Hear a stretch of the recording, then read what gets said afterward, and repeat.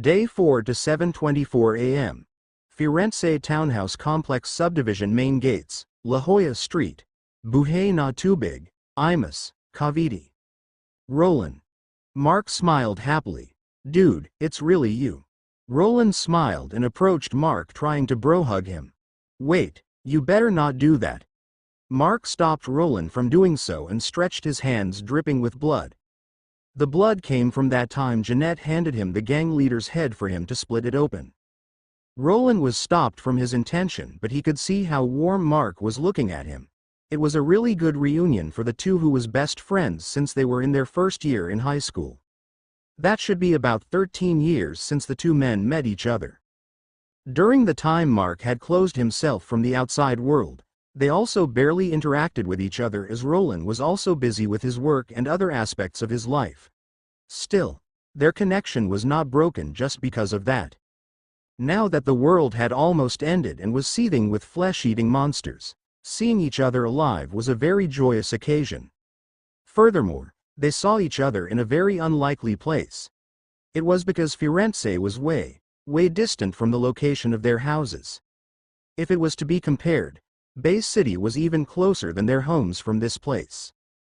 How did you get here? Mark asked. It's a long story, but I came here with them. Roland pointed at the passenger van that came with the police convoy. Fatigue could be seen on his face as he sighed. What about Nikki? When Mark asked that, Roland's face soured. Don't tell me. No, it's not that. It's just I don't know how she is now nor my family. Did you get stranded somewhere after the outbreak? That's right. Well, this is not a good place to catch up. Come with us. Mark said as he pointed at the MB Sprinter. I really hate it when my plans get ruined, but it can't be helped now, can it? You planned on leaving? Well, yeah. I wanted to look for people including you, but since you're already here, you'll surely come with us, right? I surely would. You'll help me find Nikki and my family, right? You bet. But you can't just follow like that. You look like you'll collapse in any moment. Mark smiled. For people who were close to him, he would not deny what they wanted without deep reason, since he was planning to look for people anyway. Adding a few more would not bother him. Also, they could just look for them on the way while going to further areas. At what Mark had just said, Roland hung a bitter smile on his face. Mark was right after all. He had not received enough food and sleep during this past few days. Even if he wanted to rush and find the people he wanted to find, it was no good if he collapsed before he could even step out into the street. Gerger, here. All right, help me pull out some of the tissue. While the two best friends were talking, May returned carrying the stuff Mark asked for. Seeing the beautiful girl approaching Mark, Roland's eyes lit up. However, seeing that Roland was looking at her, May hurriedly hid behind Mark. Dude, you finally got a girlfriend. What are you talking about? She's not all right. Hearing that, Roland choked. He was a man with a loving girlfriend. She was Nikki, who Mark asked him about. How could he not notice that the way that beautiful girl looked at Mark was the same as how Nikki looked at him? He did not think that Mark was dense, since he knew that this guy was a sensitive person. Gerger, who is he? I'll introduce him later. Help me clean Jeanette first. Yes. Mark then turned at Roland. Lan, wait for a bit. I'll just take care of a few things. All right. It's not like I'm going anywhere. With that, Mark turned towards Jeanette, who was still kneeling beside the beheaded body and had already licked her hand clean. Together with May, Mark washed Jeanette's hands and wiped the blood off her face. Jeanette, who was being cleaned, only stared at Mark and May blankly and let the two do what they wanted. She was neither behaving violently nor behaving aggressive, as it seemed that she only wanted to eat the gang leader's brain. Now that she had fulfilled what she wanted, she returned to her blank state. Or maybe not. It was because she started following Mark's hands as they moved. Then, under everyone's astonished gazes, Jeanette slowly reached towards Mark's right hand. Mark was confused at what she wanted to do, but he just let her grab his hand. May looked worried, as there was still the possibility of Jeanette biting anyone, but looking at Mark's calm face, she managed to hold back. What Jeanette did, however, made the jaws of the people around them drop. After she held Mark's right hand with both her hands, she slowly put his palm on her head and stared at Mark as if she was waiting for something. Mark remembered what he did back in the mall the first time he noticed her peculiarity. With those thoughts, he channeled the same comforting energy. No one noticed since it was early in the morning and the sun shined around them, but Mark's eyes were exuding a milky white glow. Then, Jeanette smiled. Mark was the only one who noticed, but there was a faint smile on her lips and a faint fluctuation on her weak consciousness. After that, Jeanette's body slumped. Mark hurriedly supported her body from falling. Like what happened before, she fell asleep. While everyone was still gawking at them, Mark slowly lifted Jeanette's body in a princess carry. He intended to carry her back into the vehicle. "Lan, let's go." Roland, who was all confused at what he had just seen, absent-mindedly nodded and followed behind Mark. He had already taken several steps when he snapped at his stupor. "Dude, that's a zombie, right?" "Well, yeah, what of it?" Mark glanced over his shoulders and replied, "Why are you keeping her?" "Well, there were several circumstances that led to this, but as you can see, she's very different from those infected you see everywhere." Roland went silent. There was no way to refute that after seeing what had just happened. Would any infected let a human touch them without trying to bite their hands? The infected Mark was carrying in his arms might be the only one. Mark and May led Roland towards their vehicle. "Everyone, get back in the car. We'll postpone our departure for a bit. Odell, drive the car back to that house." "As you wish, master," Odalina replied while the others were still wondering about his change of mind. "Bro, we won't leave," Carlo voiced what was in the minds of everyone. "We'll leave later. I actually wanted to leave already, but you see, right, a lot of things happening preventing us from doing so. We'll just let it pass and leave a little bit later." "Well, you got the call," Carlo replied while shrugging his shoulders. He also wanted to leave too, as he wanted to check on his family as soon as possible, but as just what his bro had said, it felt like something was preventing them from doing so. Is it destiny? Fate? Who knows? After that exchange, Mark put the sleeping Jeanette inside the vehicle but did not tie her anymore. Then everyone else entered the vehicle after Mark went out once more. "Dude, why do you have too many women with you?" Roland suddenly asked, making Mark shrug his shoulders. "I want to ask that question myself, you know, but who can I ask? It's good that you're here. At least, there's one more male in the group. You're not going to use me as a shield, are you?" "Nah, you're the only one thinking that. Anyway, you can sit on the passenger seat in the front." "Why there?" "Because we have two women in the back who have problems with males, you see." Roland was speechless. It was not like he could not see another male sitting there, and also Mark. "Don't say anything, just enter the car." Mark started to push him into the front passenger seat. Everyone was inside the vehicle now while Mark went back to the crowd and approached the congresswoman who was currently talking with Chief Mallory and another person. The person that Mark was not familiar with was surely the mutator from their ranks. Mark did not want to interact with this guy, but it could not be helped at the moment. "Mark," Madame Laney called out as he approached and asked, "Is there something you need? We'll postpone our departure for later, so I'm just here to ask permission to use that house again." "There's no problem with that. As I said before, your people are always welcome here." "All right. Wait, Mark." Mark was about to turn around and leave, but Chief Mallory called him. "What is it? Thank you for lending your aid to us once more." "Nah, I got my payment already." Chief Mallory smiled bitterly at his response. To the side, hearing that Mark took some payment for helping, SP-02 Agbayani frowned. He was about to speak when, "Don't you dare try to open that mouth of yours. I don't want to hear that nonsense you wanted to spew out of your mouth." Mark's hostility was obvious. SP-02 Agbayani froze because of that, and Mark left immediately afterwards. Seeing Mark's back from a distance, SP-02 Agbayani turned his head towards Chief Mallory and Madame Laney. "Chief, Madam, did I do something wrong?" The two did not answer and just smiled bitterly at him, making the young cop even more confused. After leaving the three, Mark then approached Rosamie and her children. Can you three follow us? There are some questions I want to ask.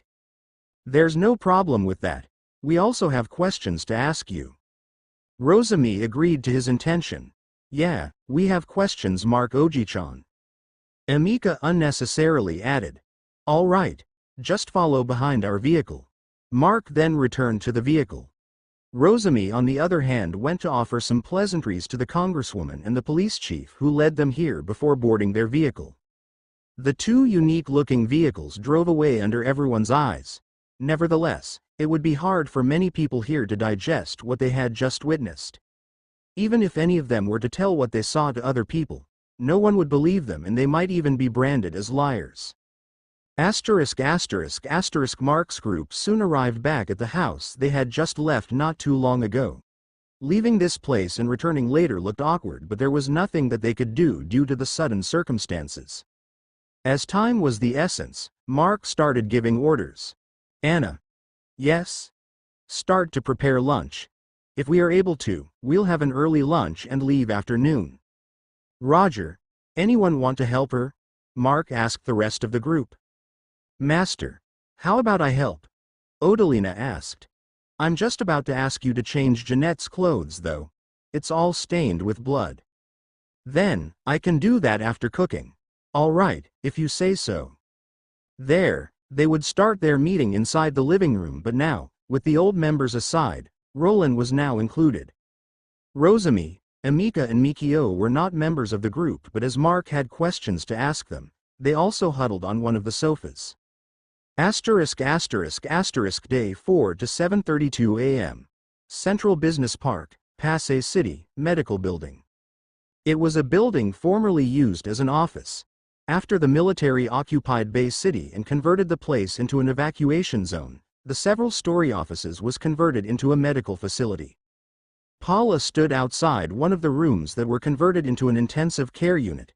She was looking worriedly through the glass window. Inside the room, a female could be seen with all the medical apparatus sticking on her body. The female Paula was worriedly looking at was no other than Angeline. Angeline had been unconscious for about a day now. Though she was not in danger anymore, she had yet to wake up. Furthermore, no one was allowed to enter her room as of yet, as she had just received a surgery. Paula could not help but remember what happened. She stared back at the unconscious Angeline with a sad look. Day 4 to 7:52 a.m. Firenze Townhouse Complex Subdivision, La Jolla Street, Buhay na Tubig, Imus, Cavite. Well, now, where should we start? Mark indifferently spoke while sitting down at the left side of the shorter sofa. Nevertheless, he could not help but sigh inside. It was because just after he sat down, May immediately took his right side while Abigail jumped back on her territory, which was her papa's lap. Everyone else around was speechless to this scene. They were even more amazed that Mark gave no reaction to the behavior of the two. They just did not know that he just already gave up on thinking of reprimanding the two, as he had also grown getting used to it. Besides, it was not like the two meant any harm. Roland, who sat on a single sofa on the opposite side, was grinning at this scene. His best friend's spring had already come in his eyes. Also, he had already asked Mark about Abigail back when they were inside the vehicle on the way here, and of course, his answer was the usual, even making Charmaine, who received the same answer before, feel helpless hearing her big brother's answer one more time. Bro, why don't you introduce him first? Carlo suggested while looking at Roland. Mark looked at his best friend and said, Lan, you heard him. What? I'm not doing it. They're your friends, right? You introduce me to them. Mark glared at Roland, but the latter just shrugged his shoulders, obviously that he would not relent on this. This guy knew that Mark hated to do introductions, so he was purposely doing it. Since Roland also that the point in what he said, Mark swallowed this grievance for now, and will just get back at him later. Or maybe not. Well, guys, you see, this is Roland Yako, my best friend since high school. As Mark paused there, they were expecting that there would be a follow-up, however. Why are you guys looking at me like that? That's it. That's it? Why don't you add some more details? Roland voiced his dissatisfaction. What should I say then? Something like, despite your looks, you're a womanizer or your peculiar taste on women. Stop. Stop. You're ruining my image. Roland almost stood up in panic, trying to stop Mark from continuing. Now he regretted asking Mark to say more things.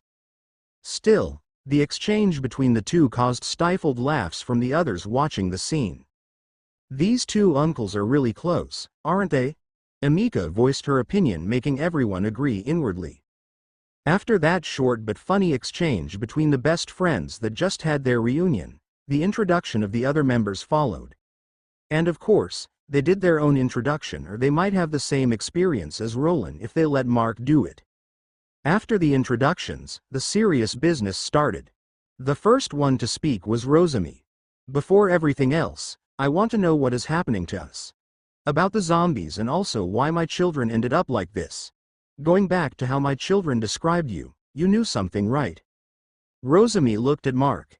At her question, Roland, Carlo, Sandra, Cielo and even Anne, who was listening from the kitchen, waited for the answer.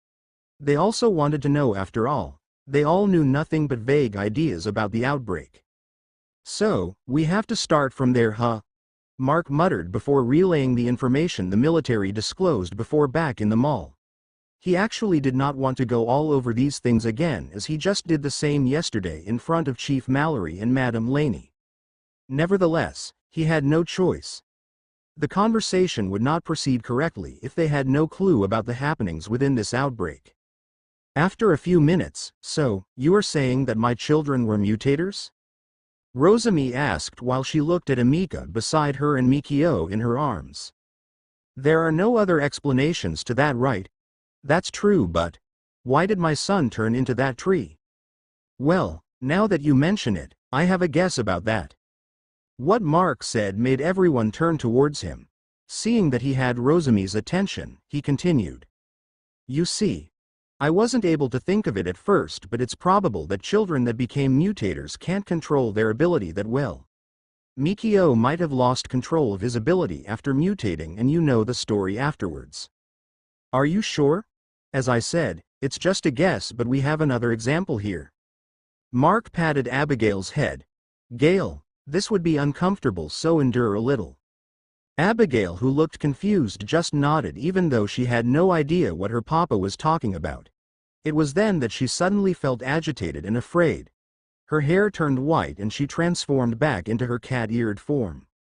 Everyone who had seen her transform for the first time was shocked. Still, since they were already briefed about mutators and evolvers, they managed to calm down almost immediately. Except for one person, Yua, Kawaii. Emika shouted as she jumped off her seat and ran towards Abigail before everyone could even react. She ran towards Abigail and tried to hug her. Well, of course, the little dryad was caught by the catgirl's father, failing her intention. Mew, scary uncle, let me hug her, Emika said as she struggled to break free from the hand grasping her forehead. She even used her hair and controlled it to try and escape, but she failed. If you don't stop, I'll get angry. You're scaring Gail, look.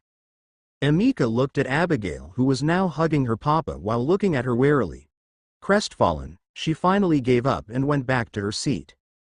Since Emika finally settled down, Mark continued his previous explanation. As you can see, Gail is also a mutator, but she can't control this transformation at will yet. Mark patted the little girl's head. It might really have been uncomfortable since he had just used his emotion induction to trigger her transformation. But she had just transformed, right? Carlo interjected. Well, I'm the one who triggered her transformation, so she had nothing to do with it. Mark shrugged. However, what he had just said triggered another round of shock, not only to the new people around but even to May and Odalina, who was with him first. Analyzing the situation, May realized something. Gerger, is that ability something you gained after you fell unconscious yesterday? You can say that. Mark neither admitted nor denied what she said. It was just he could not go into specifics as Rosemi and her children were not part of their group. However, What he had just showed everyone that not only he could return the mutators that had gone out of control back to at least what can be called normal, and now also had the ability to trigger their abilities. Now that I answered your questions, can I ask mine now? Rosami nodded in response to Mark's question. It's about that fruit Mikio desperately took away from us up to the point of almost killing us. What happened to it? Hearing his words, Mikio looked down. The 4-year-old boy understood what he had done. It might be because he was smart or might be because his mind had been enhanced by his mutation. He was desperate to take back the fruit he painstakingly created to the point of almost killing the person who helped him turn back into human form afterwards. Rosami had already heard of the story, so she also felt ashamed. I'm really sorry about what happened. It was because the fruit was intended for me that my son did that. With those words, she started to narrate what happened back then and what happened to the golden fruit. So you say that this dryad chibi fed you the fruit so you will wake up from your comatose state? That's right. So scary uncle shouldn't blame my little brother for that. Also, I'm not a chibi. Emika raged on her seat. Emika, settle down. Rosami reprimanded her noisy daughter.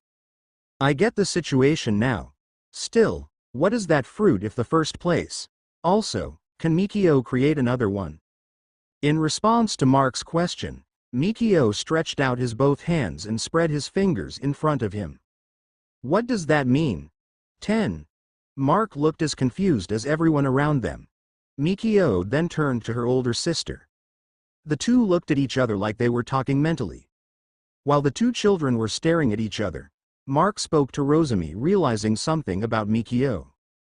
Mrs. Rosami, is Mikio perhaps mute? Hearing that question, Rosami could not help but let out a downcast expression. She patted Mikio's head and replied. It's unfortunate, but yes. He was born prematurely, so he had some implications that he almost didn't make it. It led to this, but it's lucky that he managed to live back then. Being a mute was nothing compared to dying. Those words of Rosami turned the atmosphere a little downcast.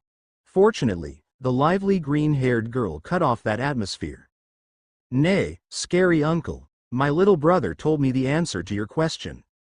Emika puffed out her chest as she spoke. My little brother said that he needed 10 days to create that fruit, but he also needed to be in his tree form during that duration. Also, he did not know what really the fruit was, but he said that it was a concentration of something he was gathering from the air. Emika spoke like a machine gun. Gathering in the air, is he perhaps turning the mutagen in the air into that fruit? Mark blurted out his thoughts, but of course, there was no one here who could answer that. Wait. How did your little brother told you all that? Carlo interjected as he found the scene peculiar. Mikio was mute and the siblings just stared at each other for a minute or so. There was no way for the two to communicate. I don't know. I could understand my little brother, but I don't know how. Emika tilted her head. Carlo was about to speak again, but Mark called unto him. Carlo, you also have an ability now, right? I'm sure you know about it without knowing where you learned it from. It's the same, so don't ask them about it since they won't be able to give a concrete answer. Hearing that, Carlo calmed down. After he woke up yesterday evening, he knew what changes he had in his body but also did not know how he knew about it. Since it was the case, then it might be the same to others, right? Looking back to Mikio, Mark asked another question. The fruit before is just about 2.5 days from forming, right? You just said that you needed 10 days. Mikio relayed his answer to his older sister and Emika spoke afterwards. Little brother said that the fruit before was still not mature. It managed to wake up mom, but that's it. It had no other effects. If the fruit matured, my little brother was sure that it will have other effects. He didn't know what the effects are though. If I'm correct, then a mature fruit could help both evolvers and mutators. Mark held his chin and continued since everyone was looking at him with eyes looking for further explanation. The mutagen can cause people to evolve and for lucky ones to become mutators.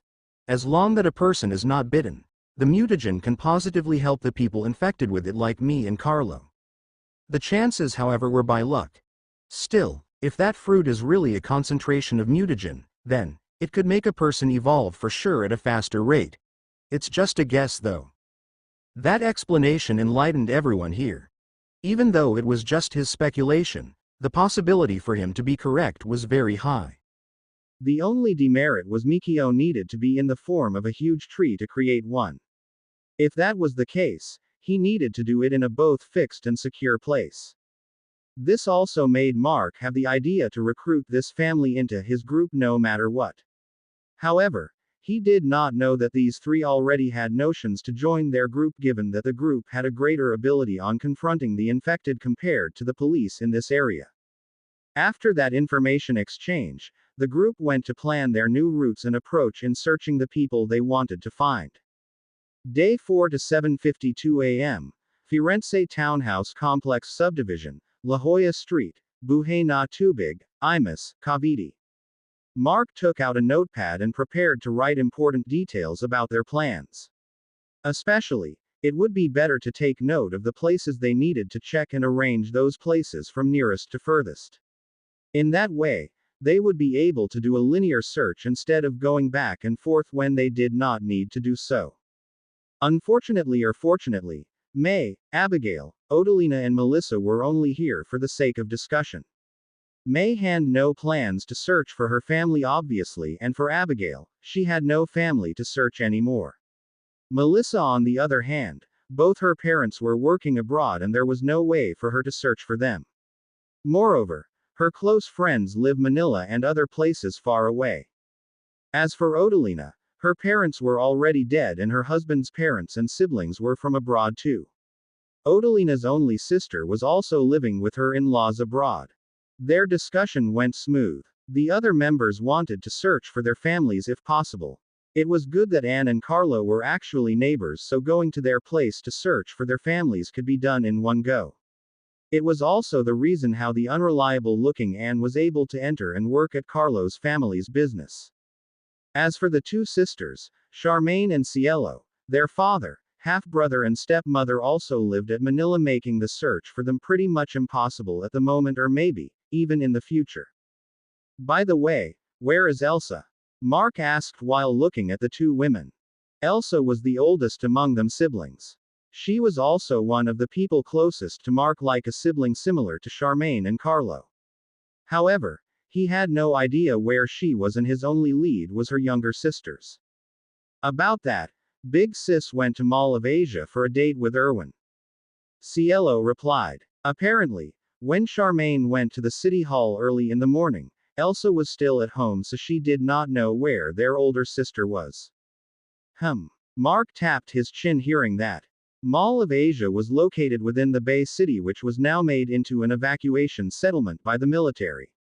He then remembered something and subconsciously tapped on his belt.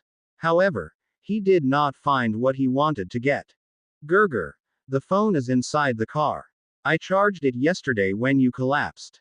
May said after seeing Mark's actions. I see. Mayor, can you get the phone? Maybe we can ask Angeline. They should have a list of their refugees, right? Yes. May stood up and made her way to the garage under everyone's confused gazes. They were confused as to why the two suddenly mentioned about phones when the phone services were already down since the morning of the first day the apocalypse commenced. After all, the only ones who knew about the satellite phone Paula gave Mark were only Odalina and her two children. Bro, why are you talking about phones? The service is already down. Carlo voiced out, making everyone nod. The phone I'm talking about is a satellite phone directly connected to the military communication line. What? Everyone was surprised. Then, bro, you can contact the military. We can only contact the group in Bay City. Mark stated.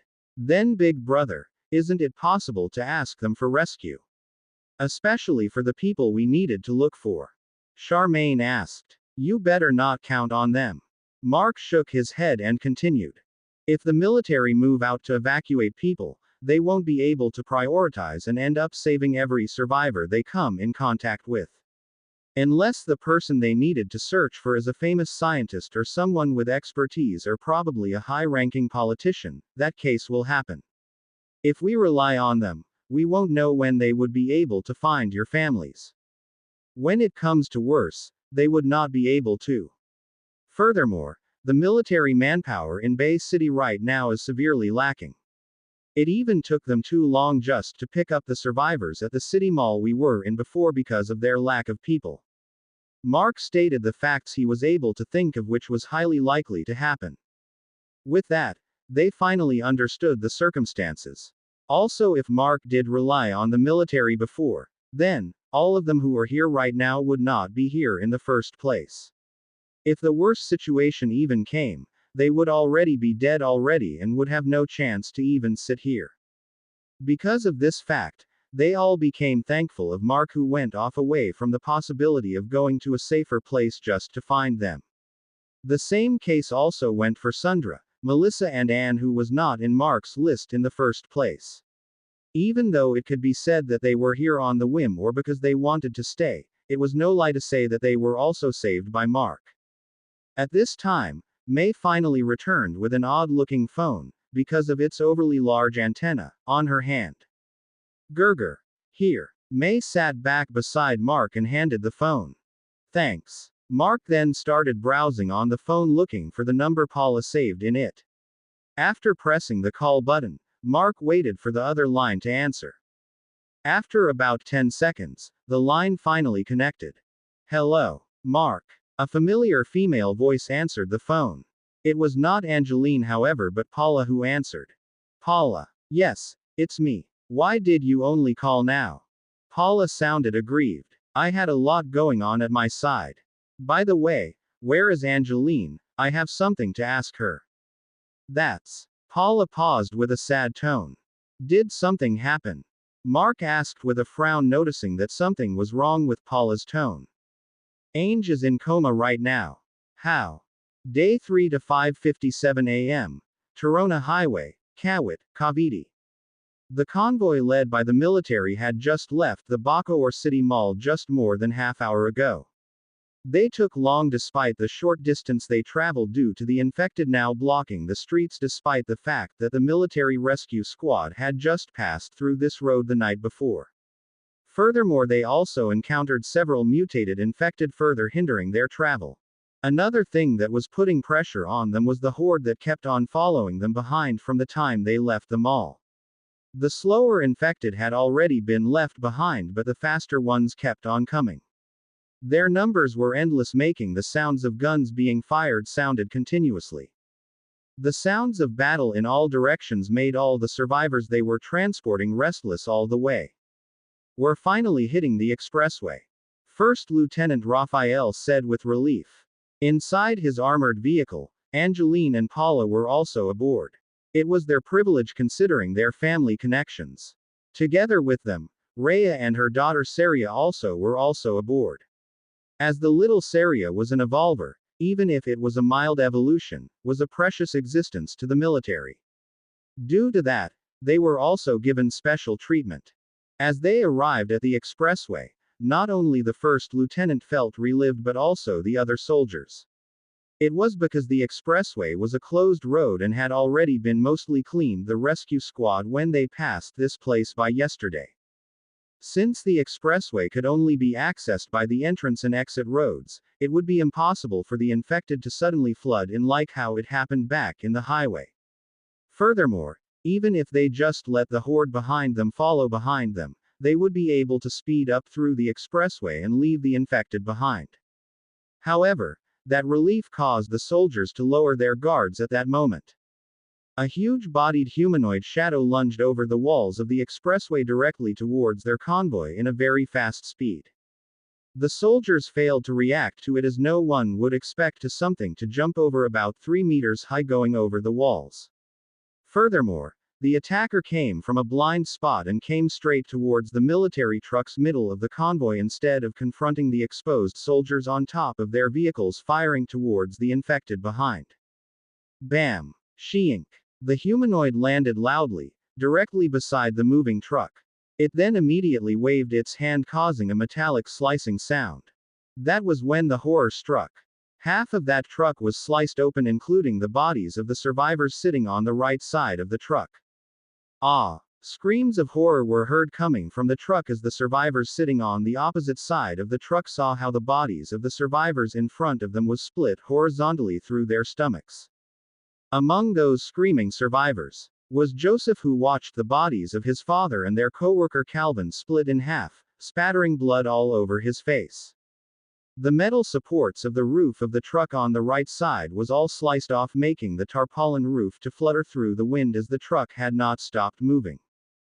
Due to the sudden entry of air through the inside of the truck and the speed it was moving, the upper bodies of the victims immediately slid off from their lower bodies, spreading the gruesome scene of intestines and blood on the floor of the truck. Some of the bodies at the end of the truck even fell out of the truck, also scattering the blood and guts on the road. Dad. Joseph slowly slumped onto the floor, not minding all the gore and blood on the floor. He held the decapitated torso of his father, who had yet to breathe his last. Joseph. Bernard called out with a fading voice while stretching his hand towards his son's face. Dad. Tears finally flowed out of his eyes. His grief was now able to overcome his shock. He held his father's hands, let his father touch his face one last time. Become strong, survive. Bernard's body finally slumped down. He died with his eyes open. There were other survivors who were in the same situation as Joseph. Inside the truck were people who knew each other. If the person in front or beside them were not their relatives, they could be their friends or close coworkers. Yet, they all saw their bodies sliced in half like that. While some grieved at their loss, some almost fell insane due to the sudden traumatic experience. To see people you love die because of sickness is one thing. Seeing them die because of an accident was another. Seeing them killed by someone was further. However, to see your loved one getting split in half, splattering blood and guts on your face and by your feet, and watch them slowly die, would make many people crazy. The truck then lost control and was toppled to the left side as the engines and other mechanisms of the truck got damaged in that attack. Due to the speed they were going, the truck slid quite a distance away, painting the middle of the expressway with blood. Outside the truck, the military vehicles were entangled in a bloody battle. Their enemy could finally be described. It was a 7-foot-tall male humanoid with gray skin. His torso looked very thin, with bones almost sticking out of its skin. On contrary to his torso, his limbs were firmly shaped with stacked muscles. The most noticeable, however, was not his body shape but his non-existent right wrist that was replaced by a meter-long claw-shaped blade made of unknown material. Rat-a-tat-a-tat. The humanoid moved in a very fast speed that the soldiers firing at it could not even hit it with a single bullet, despite the fact that all of them were using M16 assault rifles. Ah! A soldier screamed as his arm was sliced off by the humanoid. Another soldier went to aid the screaming soldier, but before he could even do so, the head of the screaming soldier flew off with a trail of blood. Enraged, the remaining soldiers went into formation with their faces looking seriously distressed. Captain, we need reinforcements here at the back. We have an unknown here. We're losing men. One of the soldiers shouted at the radio in alarm. It was because another soldier was decapitated with his legs falling off. Unknown. It was what they call existences who could not be confirmed whether they were a mutated infected or a failed mutator. It was even because there were abnormalities even among the mutated infected, leading them to fail at differentiating these two kinds of existences apart from one another in a single glance. Furthermore, the unknown was on a way different level compared to the common infected. And to confront an unknown, even for the military, was a suicide mission. Day 3 to 6:21 a.m. E3, Kaviti Expressway, Kawit, Kaviti. While the rear troops of the military convoy was entangled with the gray humanoid, the rest of the convoy brought the rest of the vehicles transporting the survivors quite a distance away before stopping. Since the front troops needed to aid the rear troops, they could not get the survivors in the fight with creature that was too dangerous. Angeline, you all stay here. Archie, drive off and leave us if the situation becomes too dangerous. First Lieutenant Raphael spoke to Angeline and the driver of their vehicle. But sir, this is an order. Hearing that, Archie, who was in the driver's seat, could only nod reluctantly. Bro, you can't leave without me.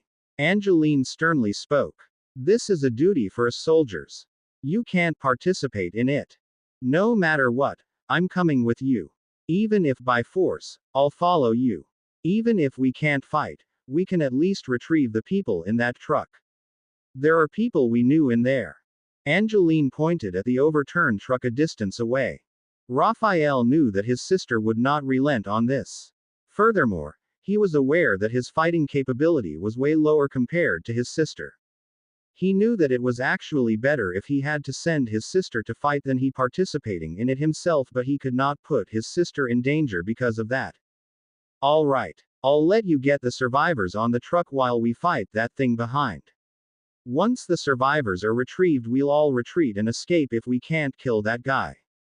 Okay. As her brother agreed, Angeline was in glee. It was the same for Paula, who also wanted to check on the people inside the overturned truck, praying that the people there they knew would survive. With that exchange, with the exception of 3 Humvees that was left to guard the remaining trucks, all of the other military vehicles went back to assist the rear while several vehicles would check on the overturned truck. At the rear, the soldiers were in a dilemma. It was because they were being picked off one by one. Not because they were lacking in experience nor they were lacking in firepower, but because the creature they were fighting was too fast and cunning. It could even be said that it was toying with them. The gray humanoid would sometimes move erratically, giving the soldiers a hard time to accurately aim and shoot it, while just blindly shooting it did not help either, as its speed was enough to avoid the bullets and even grenade explosions was evaded. It would retreat and attack without pattern, and sometimes would use a comrade of theirs as a shield before killing the caught soldier.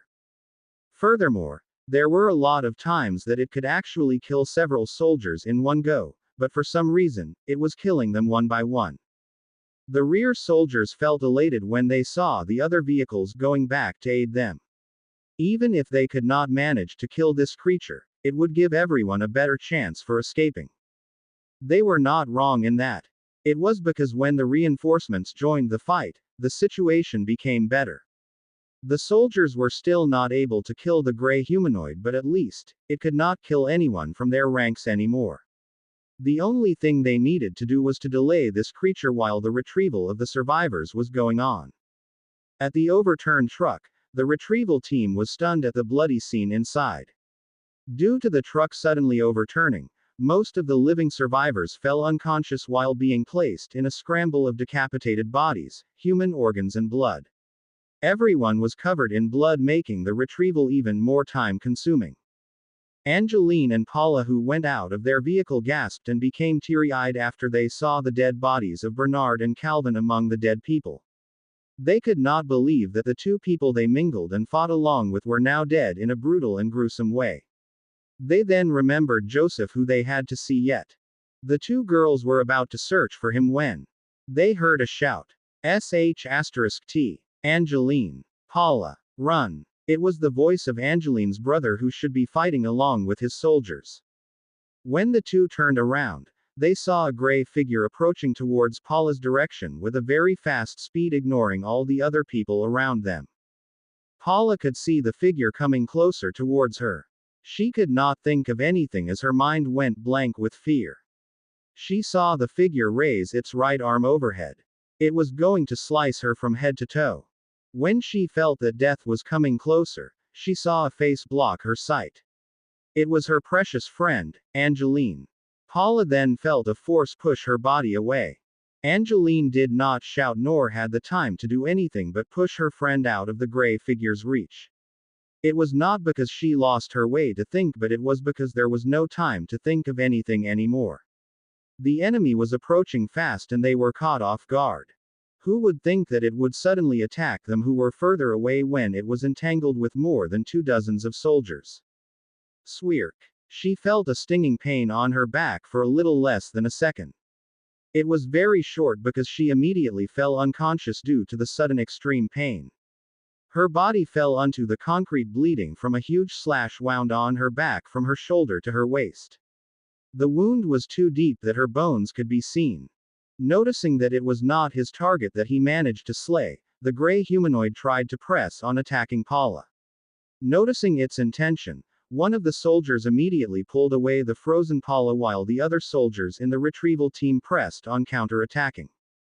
Due to its focus on Paula, the gray humanoid finally received damage. Its left arm and face were drilled with holes from assault rifle bullets. Feeling the pain from the injuries it received made the gray humanoid retreat back in its fours while howling. Ange. Paula finally snapped from her daze and shouted. She tried to approach Angeline, but she was held back by the soldier who pulled her away because she was obviously the target of the gray humanoid. Where is this place? Joseph, who unconscious and was buried under the dead bodies inside the truck, finally woke up. Unfortunately, what he could all see were red. The dead bodies above his body, the human organs scattered around him, and the pool of blood he was lying on. Everything was red. As if he was just dreaming. This is just a nightmare, right? But when he was about to conclude that, the last memories he had before falling unconscious came into place.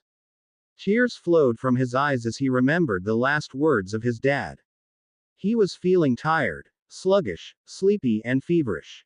Yet, he moved his body and removed the obstacles around him, preventing him from standing up.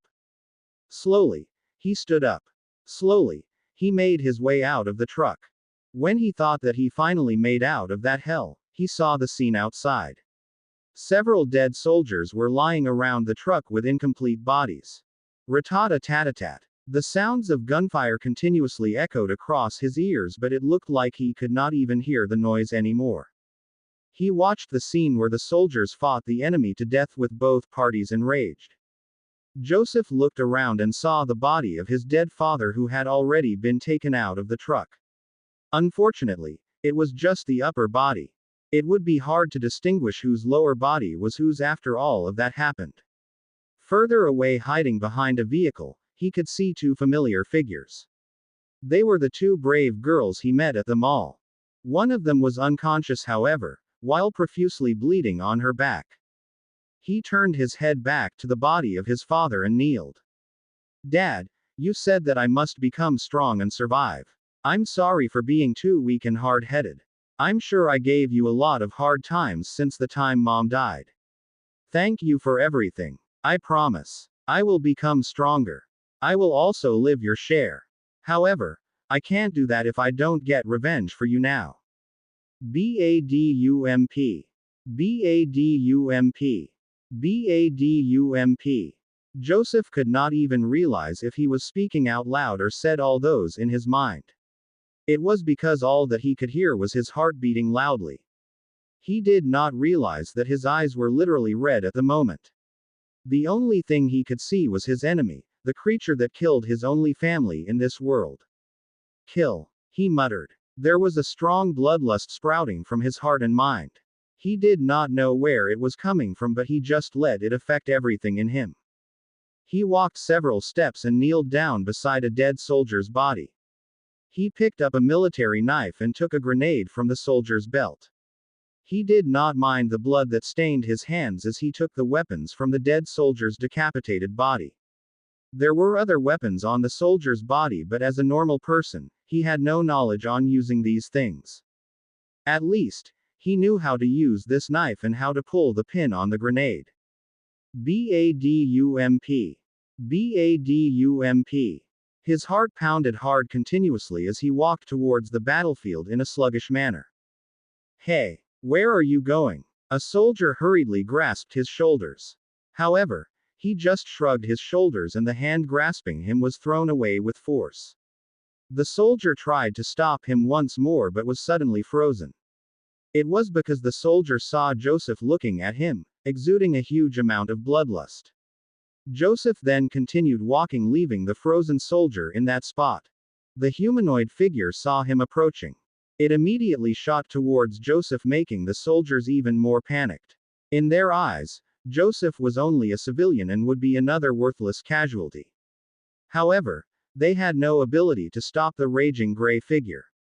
The gray humanoid arrived shortly in front of Joseph, swinging its blade downwards at a very fast speed.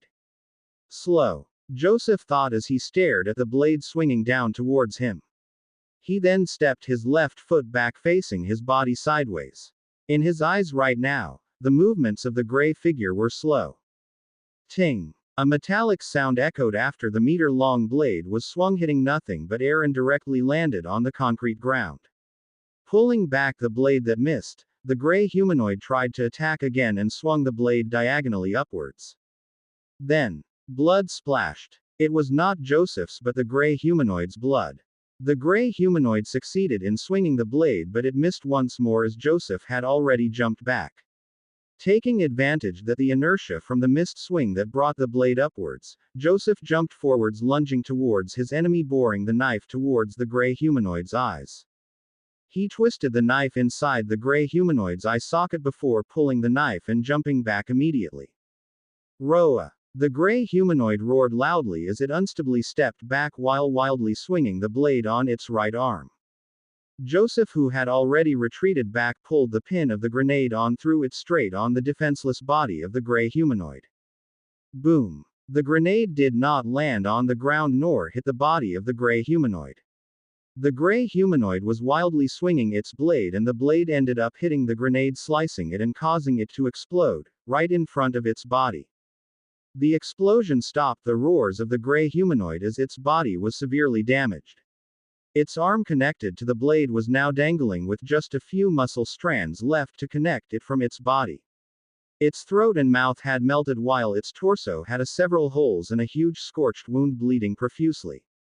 Its legs were also damaged, making it kneel on the ground. Raahhh. Seeing that, Joseph did not give it time to recover. He ran forward roaring and tackled that gray humanoid down to the ground. He then bore the knife in his hands into the gray humanoid's remaining eye. The gray humanoid tried to resist, but Joseph pulled out the knife and stabbed it as hard as he could at the center of the gray humanoid's forehead, stopping its body from moving. Shirk, shirk, shirk, shirk, shirk. As it was not enough for him to vent his grievance, he repeatedly pulled and stabbed the knife onto the gray humanoid's head, splashing blood and brain matter everywhere. However, he still felt that it was not enough. Joseph's eyes then landed at the blade on the gray humanoid's arm. Joseph stood up and cut the blade, remaining flesh connected to the blade. He then held the end of the blade, not minding that his hands got wounded and was now bleeding. He raised the blade up over his head. Shirk! He decapitated the gray humanoid's body horizontally in half. The same way it killed his father. However, he did not stop there. He repeatedly swung the blade, cutting off even more parts of the gray humanoid's body. The gray humanoid's internal organs, blood and limbs were scattered on the ground in front of him. Joseph continued slashing the dead body until he was forcefully stopped by the soldiers, who watched the scene with both shock and amazement.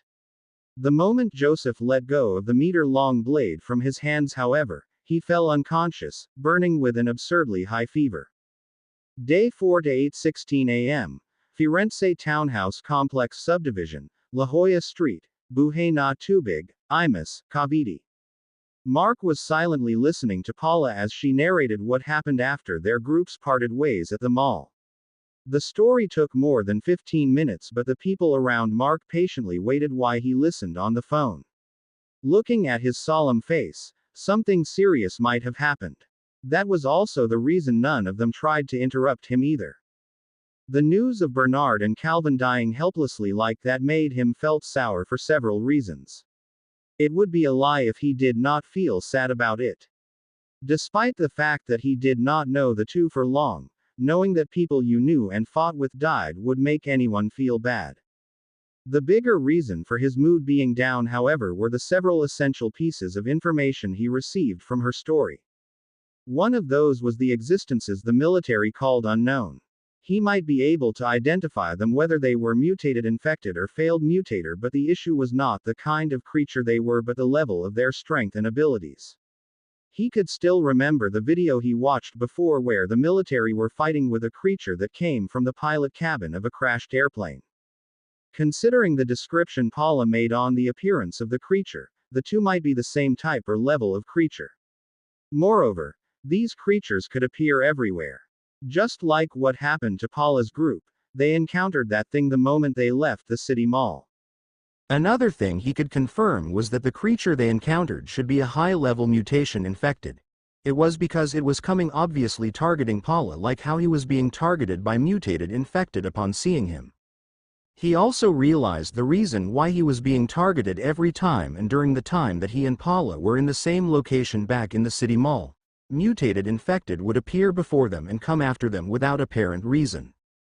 No, not only the mutated, but there were even instances that the biters had appeared before them that it even felt like that the infected were spawning or teleporting around them. What similarities did the two of them have? Both of them could be regarded as what many people called as espers, and both of them already had these abilities even before the outbreak. If that was really the case, then the mutated infected was aiming for them because of their abilities. One more thing he realized was that the evolution could not only be triggered by forcing someone to surpass his limits like he did when he subdued Laylaps and by luck.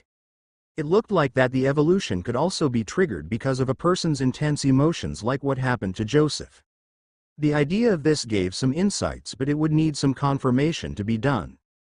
Mark, are you still there? Why are you not talking anymore? Mark heard Paula shouting from the other side of the line. Sorry about that, I just got something on my mind at the moment. Geez, please, seriously listen to me while I'm talking. Paula sounded exasperated. All right. Anyway, is Angeline fine already? She's out of danger, but the doctors could not say when she will wake up. It's good that the mutagen helped in her recovery during the time she got wounded, or else she might not have made it. It's good then. Saying that, Mark's eyes landed on Mikio for some reason before he continued talking on the phone. By the way, is text messaging possible in this communication line? I haven't tried it yet. I think it is. I saw Raf sending messages before. Raf, he's Angeline's brother, right? He is. Alright then, the reason I called is because I wanted to ask a favor. What is it? I wanted to check if some people I know were there at Bay City taking refuge. Is it possible? It's obviously possible. Do you want me to take them in? Paula suggested. Can you? Well, it's not confirmed yet that they really are there, but if it is the case, then please. I'll send a message later with the names of people who are possibly there. No problem. Okay then, thanks.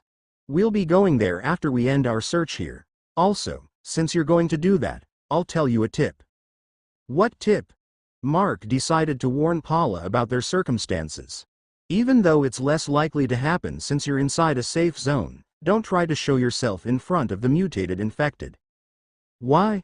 You have that ability, right? The one you inherited from your mother. It seems people like us are being targeted by mutated infected. People like us, then are you too, that's right. After that, Mark said a few more things to Paula before they ended the conversation. How is it? Charmaine asked, as one of the reasons for the call was their older sister. I'll send a message first. But the person I talked to said that she will check if the names of the people I will send her are present there. Mark replied. All right. Charmaine and Cielo looked like they wanted to know the result as early as possible, but they could only wait. Mark did not intend to say the bad news about Angeline, Bernard and Calvin to Odalina and May right now, as he did not want to make the atmosphere even more down. Furthermore, with the two aside, the other people here did not know those three. He then looked towards the Rosamy and her children. Mrs. Rosamy, what are your plans? Why do you ask? Rosamy replied at his sudden question. Actually, if possible, I want you three to join us. All right, I agree. Rosamy answered straightforwardly that all of them were surprised. Don't you need to think about it more or ask for any reason? There's no need to. Rosamy replied with a smile. She then continued. Actually, if you did not ask, I'll be the one asking you to let us join your group. You're searching for people, and I also wanted to search for my brother. Furthermore, it's not good for us to stay here. Rosamy then narrated the situation where her daughter saved the police who were entangled with the gang members. With what happened, I don't think that they would be able to protect my children, and it would be the other way around. I know it sounds selfish, but I don't want to put the lives of other people on the hands of my children. They're just children and they don't deserve such responsibility. I don't mind though, Amika interjected while looking at her mother. Rosami patted her daughter's head. You don't mind but I do. Looking back to Mark she asked, is that reason plausible? I might ask your children to do some things though? Mark tried to affirm something. It's fine as long as my children aren't put in any harm. Rosami seriously replied. To her, her children, was her everything. She already lost her husband and she was trying to atone for it. Her mistake was the reason that all her family members got bitten, and that mistake was because she tried to help someone else. She was lucky that her children managed to make it despite the changes in their bodies. Her husband on the other hand became a monster. Due to that reason, she did not want to make the same mistake and she did not want to put them in danger. Furthermore, the atmosphere in this group suited her children more, and the carefree and positive attitude of their members showed how secure they felt within this group. With that, 3 more people were added to their group and their presence elevated their combat capability even more. After finalizing their plans, they now have some free time. This free time was most essential to the 4 people who had just arrived this time, especially Roland, who was stranded in an unfamiliar place prone of danger, lacking food and sleep. The moment Roland slumped himself on the bed in one of the rooms, he fell asleep almost immediately. Without the feeling of threat and fear that an infected would suddenly break down the doors of the place he was staying, his fatigue kicked in severely. On the other hand, Rosami's family of 3 had it better. With Amika by their side, they managed to spend most of the night at the convenience store safely. Back in the master's bedroom, Mark sat in front of a study table and was checking the contents he wrote in his notebook during their discussion. It was the locations they needed to check consecutively. However, Mark had another thing in mind while he did the checking. Gerger, what are you thinking about? May approached behind him as she noticed that something was bothering him. I'm thinking about how to do this efficiently. We needed to finish searching for people as soon as possible. Mark replied, tapping on his chin. That's true. With the infected everywhere, we need to search for them fast. No, that's not the only reason, Mark said while looking serious. May looked at him asking for more explanation. Tell me. What happens after the waves in the ocean hit the shore? The water comes back to the ocean, right? May answered. Then she paused. Gerger, are you saying that the infected that chased after fleeing survivors you mentioned before will go back? Yes. If the infected managed to reach the ends of the country and had nothing to chase anymore, they will end up scattering and going back to where they came from while searching for prey. When that time comes, the number of infected roaming the street will inflate horribly. Not to mention, how many mutated infected among those numbers will exist. May's face also turned grave hearing what he said. Mark then continued. That's why we needed to hurry and search for the people we need to find and look for a safe place we can use as a base. If we can't, then we will go and stay at the base city. I know you will not like it there since your family is there, that is why I put it as the last choice. Gerger, it's fine. May tried to smile but failed. Seeing that expression of hers, Mark sighed. You want a hug? Gerger, you don't have to hold it in. I know you're trying hard to hide it, but your trauma is coming back when you saw that guy earlier. Mark noticed it since earlier. Even though May tried very hard, her voice was wavering from time to time and her body would shiver without any reason. Her eyes also appeared distressed. Well, even without those clues, Mark could tell due to the fluctuation in her emotions that was too unstable. It was just a few days after that happened after all, and her bad memories came back after she saw one of the culprits that caused what happened to her at the mall. Gerger, I just don't want to be a burden. You're being more of a burden by trying to hold it in, you know that.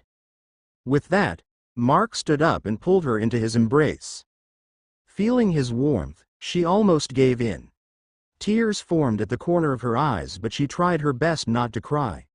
However, Mark could only smile to that. At least he was trying her best in her own ways. Moreover, her unstable emotions started to calm down. Their free time passed peacefully and they ate their lunch early about 2 hours later. At noon, 2 vehicles went out of Firenze, a black refitted MB Sprinter and a TYT Vios covered with green flowered vines. Mark's group finally continued their journey, leaving the disappointed police chief and congresswoman behind. Day 4 to 12:02 p.m.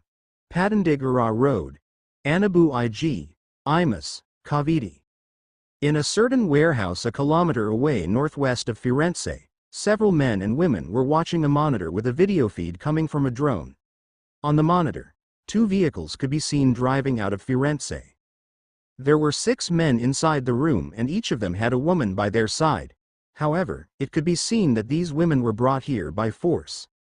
They were dressed skimpily and their eyes were filled with despair. "I never thought that we would find those 2 together, boss," one of the men sitting on the sofa said to the man in the center. "What I never thought that the person who caused us to fail and lose a lot of men 3 years ago would appear this way. Even our plan to take over Firenze failed because of him. What are we going to do, boss? Just let them go for now but continue on monitoring them. I'm sure that they will return here." In that room, a plan against Mark's group was being brewed. Day 4 to 1:10 p.m. Pasong Buaya Street, Barangay Pasong Buaya 2, Imus, Cavite. After leaving Firenze, Mark's group planned to go to the nearest house in their list, which was Carlo's and Anna's. Their neighborhood was exactly 4 kilometers away southeast of Firenze if it was a straight travel. However, since the area was filled with neighboring subdivisions and road branches, the distance Mark estimated an additional kilometer to this distance, and that might only be the lowest estimate. It was expected for them to have detours as the possibility of encountering severely blocked roads and fence-gated streets was high. Mark was not mistaken about that. Due to blocked roads, they had to change route several times. It was good that the roads they were traversing was subdivision roads where only the inhabitants of the subdivision passed through, causing the lower quantity of infected wandering the roads. Moreover, the combination of the 2 vehicles worked out good. As long as the road only had few obstacles, the MB Sprinter that was equipped with the V-shaped ram could push the obstacles aside, while Amika on the other vehicle would keep the infected away from the vehicles using the vines she was controlling. Since the vines were actually made of her green flowery hair, there were times she could not handle all the infected. It was that time that Mark and Abigail would go out and deal with the remaining infected if removing the obstacles took more time than the infected managed to block their way. It also helped that there were roads that the policemen from Firenze had already cleared of the obstacles during the times they were looking for survivors. With the obstacles and the time consumed aside, their journey was smooth overall, until they reached this accursed main street. It was packed with abandoned vehicles.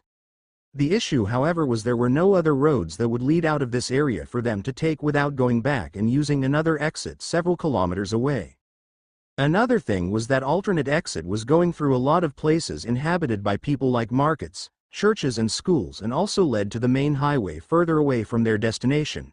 In any case, there was no other road for them to take aside from this one that would lead them to a back road that was directly connected to Carlo and Anna's neighborhood. As long as they reached that back road, they would have fewer problems as that road goes through a series of wide vacant plots of land. There would be fewer infected at that road and the possibilities of encountering obstacles was almost nil. If ever there would be obstacles on that road, they could stray into the vacant plots and go around the obstacles. At the moment, the 2 vehicles were moving very slow while pushing the abandoned vehicles to the side of the road. Outside the vehicles, Mark, May, Abigail, Laylaps and Amika were dealing with the infected. Abigail was now in her cat-eared form due to her request. Along with Laylaps, the 2 were the vanguard of the group. Among them, only Mark could keep up with the little girl's speed as he saw her give out strong kicks towards the infected. Laylaps on the other hand was biting and tearing the limbs of the infected and also would use her horn on her forehead to pierce the heads of the enemies. Mark was really pleased with this dog as it actually could understand human language as long as the words were not too deep or complicated. It could be said that this dog's mentality was not an animal's any longer and more of child's. Mark on the other hand was the center of the group. He would shoot the infected further away while he would use his speed and machete on the infected that managed to get closer. Amika and May, who volunteered to help, were the supports of the group while atop the MB Sprinter. Emika would protect the two vehicles by blocking the infected with her vines. May, on the other hand, was using the larger crossbow Mark made back at the mall to kill the infected that was being blocked by Emika. To say, their coordination was good, especially May, who was able to observe the battlefield and only deal with the infected without disrupting the momentum of the others. It was common for team members who were participating in battle together to attack the same enemy at the same time, which was often inefficient and had the possibility to disrupt the momentum of the other team member. May, who was new to group fights, however, was able to keep away from those circumstances. Nay, scary uncle, the ugly guys are multiplying. Emika, who was on the roof of the vehicle, shouted. As she had a higher vantage point, she could see that the numbers of infected was increasing exponentially. From what direction? Mark looked at her and shouted. From the front. Hearing Emika's reply, Mark jumped up. Using the square metal fence of a closed car wash, he propelled himself to the roof and to have a wider view of the situation. What he saw to the south, which was the direction they were heading, was a small horde coming towards their direction. Furthermore, the leading infected looked kind of disgusting. It was no doubt that it was a mutated one. The skin of the infected was unnaturally and unevenly dark-colored, but it did not look charred or anything of that sort. What made it look disgusting was the uneven texture of its skin that could be compared to the surface of the back of the moon due to the dense, unsightly growths and tumors on its skin. The infected's clothes was in tatters, displaying the disgusting features it had even more. If it was to be described further, it was skin cancer given the shape of a human. As he saw this kind mutated infected for the first time, Mark adjusted the Bluetooth camera he always wore on his collar to focus on the new infected. It might look gross even in the video, but he needed to document it as much as possible, including its abilities and strength. All of you deal with the ones on the back. Leave the guys in front to me. With that shout, Mark jumped off the roof and ran off towards the direction the horde was coming from. As usual, the gross-looking mutated infected came after Mark the moment it spotted him. Upon closer look, Mark could tell that the appearance the infected had was caused by skin cancer. There was no doubt about it, as all the symptoms of skin cancer Mark could think of was present of the infected's skin. Mark started to deal with the infected within the horde. He would hack their heads and necks using his machete on close quarters and would switch to his assault rifle to deal with the infected further away, as he would not risk it to go closer to where the infected in the horde was concentrated. However, he did not immediately dispose of the mutated infected in front of him. While dealing with the other infected, he was intently observing the mutated one on how it would behave and attack. He was not able to do the same on the mutated infected he encountered before due to the perilous situations at that time, but now, he had quite an amount of time to observe this one. After all, pushing the abandoned vehicles on the road could not be rushed, or else damaging the vehicle was apparent. After observing it, the mutated infected was not doubt a mutated biter. Its movements were faster than eaters, but it was slower than normal biters. It might be because of its skin structure hindering its movements slightly. TSST. Mark shot the mutated infected on its chest. As Mark expected, it could feel the pain as it wailed hoarsely while swinging its body side by side. However, it did not die despite the fatal shot. While on Mark's sight, the wound caused by the gunshot was covered by a tar-looking liquid. The liquid solidified almost immediately, replacing the wound with a black-colored patch of skin. It regenerated? No, that's not regeneration. It's more like it was replacing its damaged skin. What happened to the bullet then? Mark tried to approach the mutated infected, intending to hack its chest and check the bullet if possible. However, it swung the disgusting-looking arm it had towards him, releasing black, yellow and green-colored pus from the disgusting blisters on its skin. Seeing those clumps of sticky liquid flying towards him, Mark's complexion changed as he hurriedly dodged. Damn. That was close. Shing.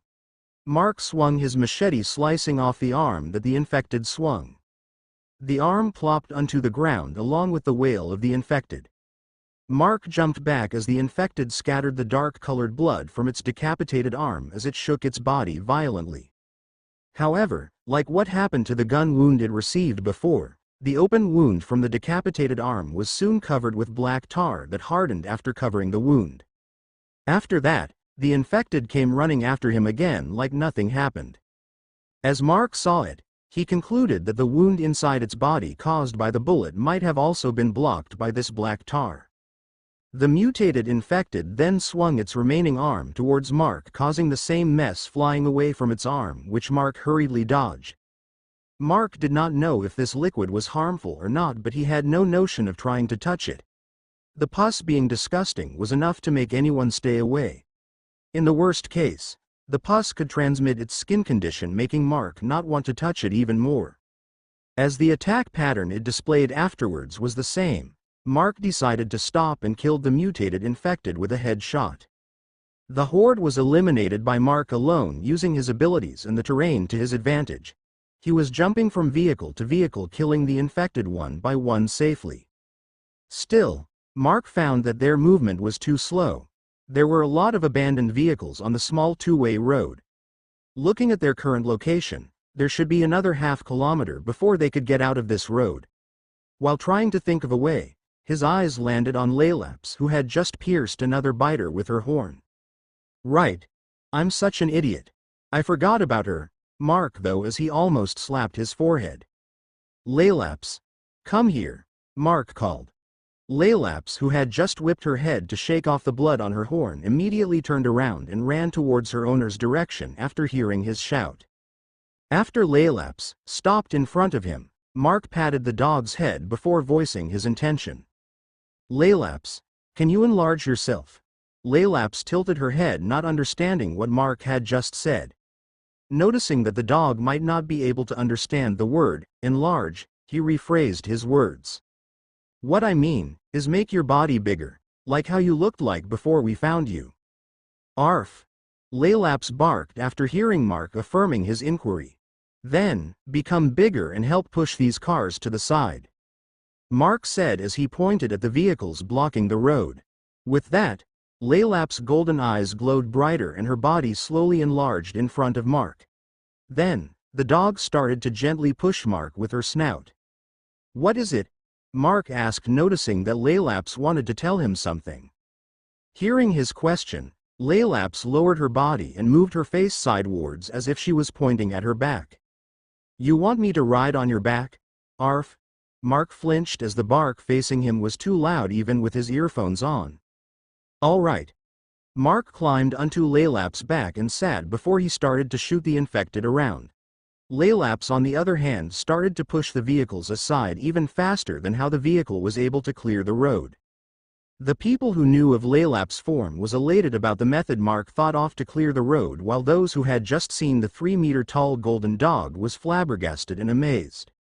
On the other hand, there were Abigail, May and Amika who looked at Mark with envy. The always lively Amika could not stand it and shouted. Scary uncle. Let me ride too. Stop shouting, Dryad Chibi. Just your voice is enough to call a large horde.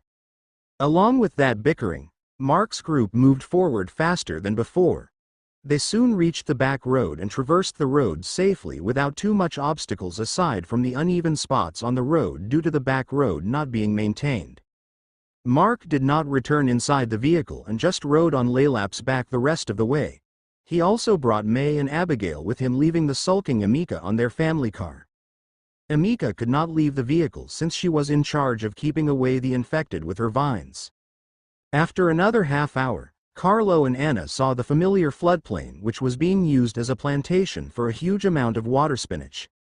At this time, the plants on the water was shining with a lush green color different to the brownish color the plants had before the outbreak. This floodplain was located just behind the block where Carlo's house was located. After passing through this floodplain, just a few meters around the corner and his house could be seen. Knowing this, Carlo's heart could not help but pound stronger as he wondered if they could find his family here. And if they could, were they still alive? Day 4 to 1:55 p.m. San Miguel, the first subdivision, Molino IV, Imus, Cavite. Mark, May and Abigail, who were on the back of Laylaps, were leading the group. Due to the road not being maintained, the road had become cracked and eroded, causing dents on the road here and there. Due to this, Laylaps could even run faster than the vehicles even if she did not run on her full speed. Atop Laylap's back, Mark was looking around not only to secure that their group would not suffer surprise attacks, but he was also looking around the scenery. Since this part of the road was not that inhabited by people, the side of the road was filled with grass, bushes and trees. If it was before the outbreak, these plants would be looking unsightly. Now, however, the vibrant lush green leaves that now covered the plants were giving the scenery a nice look. Arriving near the end of the back road, it was the corner that led to Carlo's house. After turning on the corner, however, everyone's countenance changed. It was not because there were a lot of infected, nor did they see hostile people. Rather, it was because there were quite a number of dead bodies scattered across the street. The bodies did not look like they were killed by people, nor they were eaten by the infected.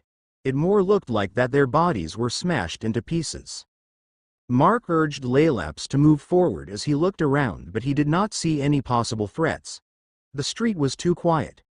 Moving to next corner of the first block, there was a house that occupied 2 lots. It was Carlo's house. Mark, however, sighed even before they arrived. It was because he knew that Carlo was bound to be disappointed. He could not detect any people inside his detection range, meaning Carlo's family were either dead or had left. It would be good if they really left, at least, even though very small, there was a possibility for them to be alive. If not, however, there was nothing that they could do. Mark, May and Abigail went down from Laylap's back as the place was confirmed to be safe.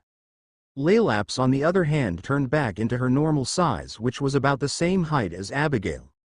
Laylaps was a really large dog corresponding to her breed. The people inside the vehicles went out after Mark told them that the area was safe. But of course, none of them went close to the mutilated bodies that littered across the street. Not only that the bodies looked gross, they also had started to emit a foul smell.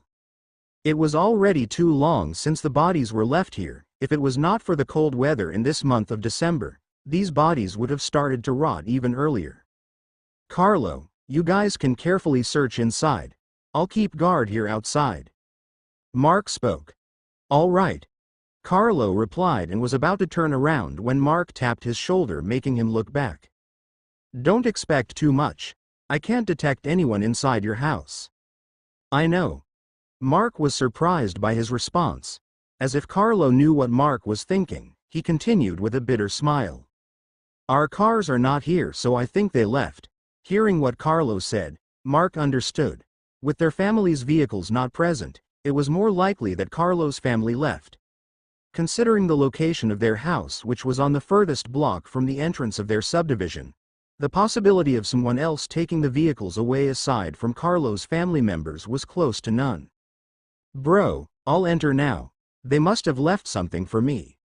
Mark nodded and let Carlo go to his house. It was obvious that Carlo was crestfallen after not finding his family here, but at least there was a chance that they had gone to a safer place. Though it might also be possible for the opposite to happen, it was better to be optimistic at these kinds of situations. Standing on the other side of the road, Mark watched Carlo, who saw the front doors of their house locked. Carlo then went to the side of the house and lifted up a potted plant, revealing the spare key underneath. Together with Sundra, Carlo went inside after unlocking the door. Outside the house, the other members stretched out their legs that had gotten stiff due to sitting inside the rocking vehicles while looking around. Mark, on the other hand, kept on observing the surroundings together with May while Abigail was riding on the back of the normal-sized Laylaps. Even if the dog was in its normal size, it was still big for the little girl to ride on her back. Nay, scary uncle, let me ride on the dog. Amika made her way towards Mark and started nagging. Mark scratched his head. This girl was even looking at him with puppy eyes. Later, all right? After we find a place to stay for the night, I'll let you play with Laylaps. Promise? Amika stretched out her pinky finger, which Mark accepted. Okay. Promise? Yay. With that, Amika happily skipped back to her mom, who was also looking around the place with curiosity. Seeing the green-haired girl skipping happily would be a nice scene to see, if not for her skipping between the dead mutilated bodies in the middle of the road. As if waiting for the right timing, Anna, who was fidgety, approached Mark while carefully choosing the place to step on. I know. You want to look at your house, right? Mark, who saw through her intentions, spoke before she could. As her thoughts was seen through, there was no need for her to fidget around and directly replied. Yes. Where is your house? Mark asked, since even though Anna and Carlo was neighbors, the closest house from Carlo's house was actually several lots away, with the next house about 2 blocks away. Mark did not know why, but this place was actually devoid of inhabitants for the most part, leaving a large part of the subdivision vacant. Maybe the people who lived here did not want close neighbors at all. At Mark's question, Anna pointed at the house following the street. It was the 4th house closest to their position. It was about 3 blocks away, in front of the subdivision's multi-purpose plaza that could be seen from their location. All right, we'll go with you. I also want to survey the area a bit, Mark said before facing the others around the vehicle. You guys stay here. We'll check Anna's house. Can I go? Roland spoke.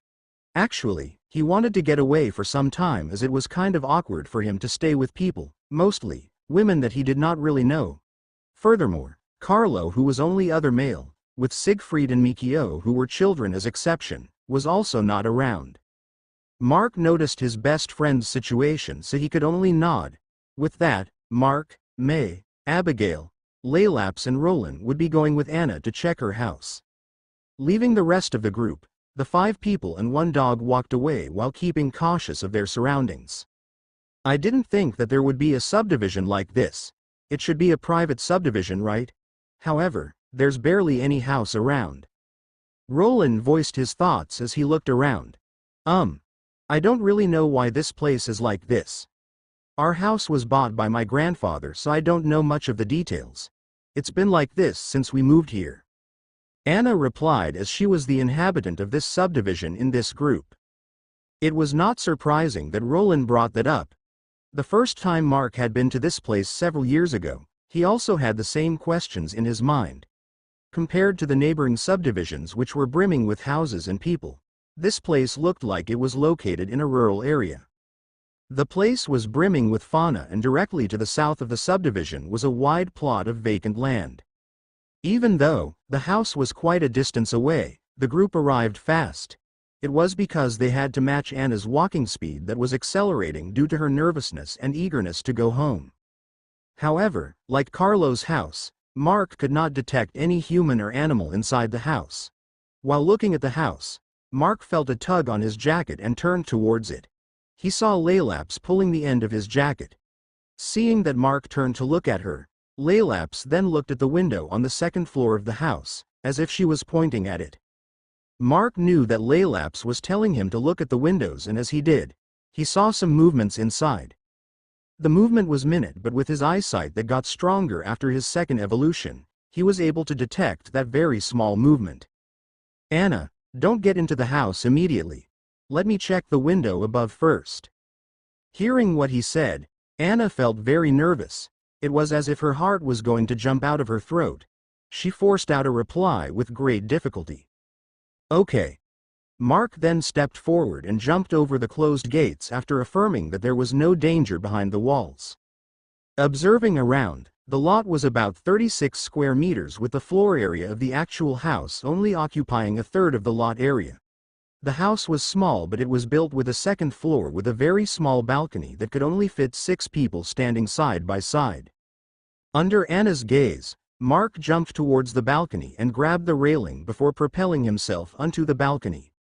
Afterwards, Mark stealthily peered through the windows beside the balcony door. There, he saw the scene that would surely become Anna's nightmare. Inside the bedroom of the house, there were 4 people, 1 infected and 3 dead bodies. Furthermore, 2 of the dead bodies were young boys. One seemed to be at early high school age, while the younger was probably not in his 10s yet. The dead adult was a female who had close resemblance to Anna, while the infected was a male who was wandering around the room aimlessly. After looking closely, Mark could see that the 3 dead bodies had the appearance of the infected. It was likely that the 3 had already turned before they were killed. The 3 were killed by a gunshot to their foreheads. Mark could even see the revolver pistol that was lying on the blood-stained bed. Mark had seen what he wanted to see and jumped back down from the balcony. He then made his way out through the gates since the gates were actually not locked at all. He felt that he should have checked the gates first before jumping over the wall like an idiot. "How is it?" Anna nervously asked as she saw the stern face Mark had after going out. "How many members does your family have?" Mark asked. "Including me, there are 5, my father, mother, and 2 younger brothers. Why did you ask?" Mark looked straight at her.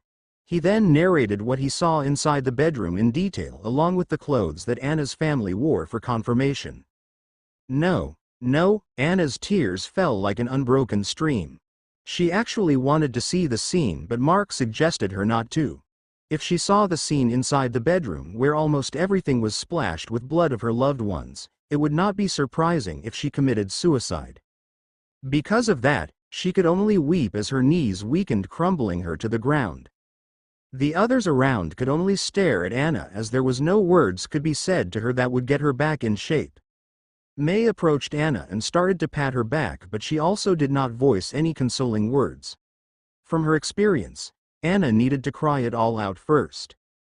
However, it looked like Anna could not take the grief she had. She lost consciousness. May, who was next to Anna, hurriedly supported her body. "Gerger, carry her," May said while looking at Mark. Mark shrugged his shoulders as he made Roland put Anna on his back. This was not because he did not want to carry her in front, but as they still needed to make it back to Carlo's house. It was better if he could use at least one of his hands in case that something suddenly happens. Roland, on the other hand, should not carry her, or else their speed would suffer, as he was not an evolver nor in the perfect condition to carry another person. However, it was just useless thinking. They made it back without any issue. Mark was just being cautious because no one knew if the cause of these mutilated bodies on the road was still around. "What happened?" Charmaine asked the question everyone had after seeing the unconscious Anna on Mark's back. Carlo and Sandra had just returned outside with a better complexion, but seeing the Anna's state, they could not help but feel nervous once more. Mark made Anna lie inside the vehicle before he told them what happened, turning everyone's mood sour. After all, it happened to Anna. It could also happen to their families. "Carlo, how is it?" Mark asked as he saw Carlo holding a folded paper in his hand. "I'm right. My family left for evacuation." Carlo showed the letter. It seemed that on the later time during the initial outbreak, some areas were evacuated through various means and the locations for evacuation were broadcasted on television.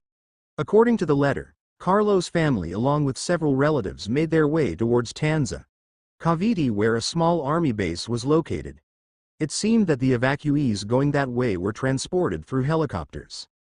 The helicopters were going towards Corregidor Island, which was about 20 kilometers away northwest of the Cavite's northwestern shore and about 45 kilometers southwest of Bay City.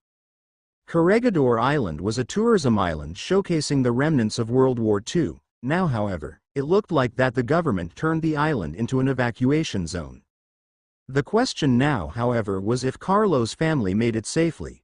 After that, they packed up their things and decided to move towards the next location. Day 4 to 2:35 p.m. Evacuation Settlement Area, Central Business Park, Bay City, Pasay. At the northwestern side of the southern division on Central Business Park, there was a wide plot of undeveloped land that was covered with tall grass and other kinds of unwanted plants before the outbreak. The place was owned by a real estate company planning to turn the place into condominium buildings in the coming years. Now, however, 4 days after the outbreak, the same plot of land was covered with rows and rows of temporary housing tents. Before the southern reclaimed settlement of Central Business Park was fully secured, the refugees were placed inside the Asian Mall arena, causing a lot of problems due to the small space compared to the number of people inside. After the southern settlement was secured, the plot of land was cleared of grass and the tent city was erected. During the morning of the second day of the outbreak, the densely packed refugees inside the arena were finally relocated to a better environment. Even though it could be said that it was better, the situation still could not be described as good. It was because it was only the space the refugees changed and not their current living condition. As almost 2/5 of the people staying here were not evacuees but people who got trapped inside Bay City when the outbreak came. They had nothing they owned but the things distributed by the military. It was good enough that families that managed to survive together was able to own a single tent for their family, but for others, especially single individuals, they had to share due to the shortage of tents. Because of these arrangements, even with the soldiers constantly patrolling the place, dispute among the survivors still happen every now and then.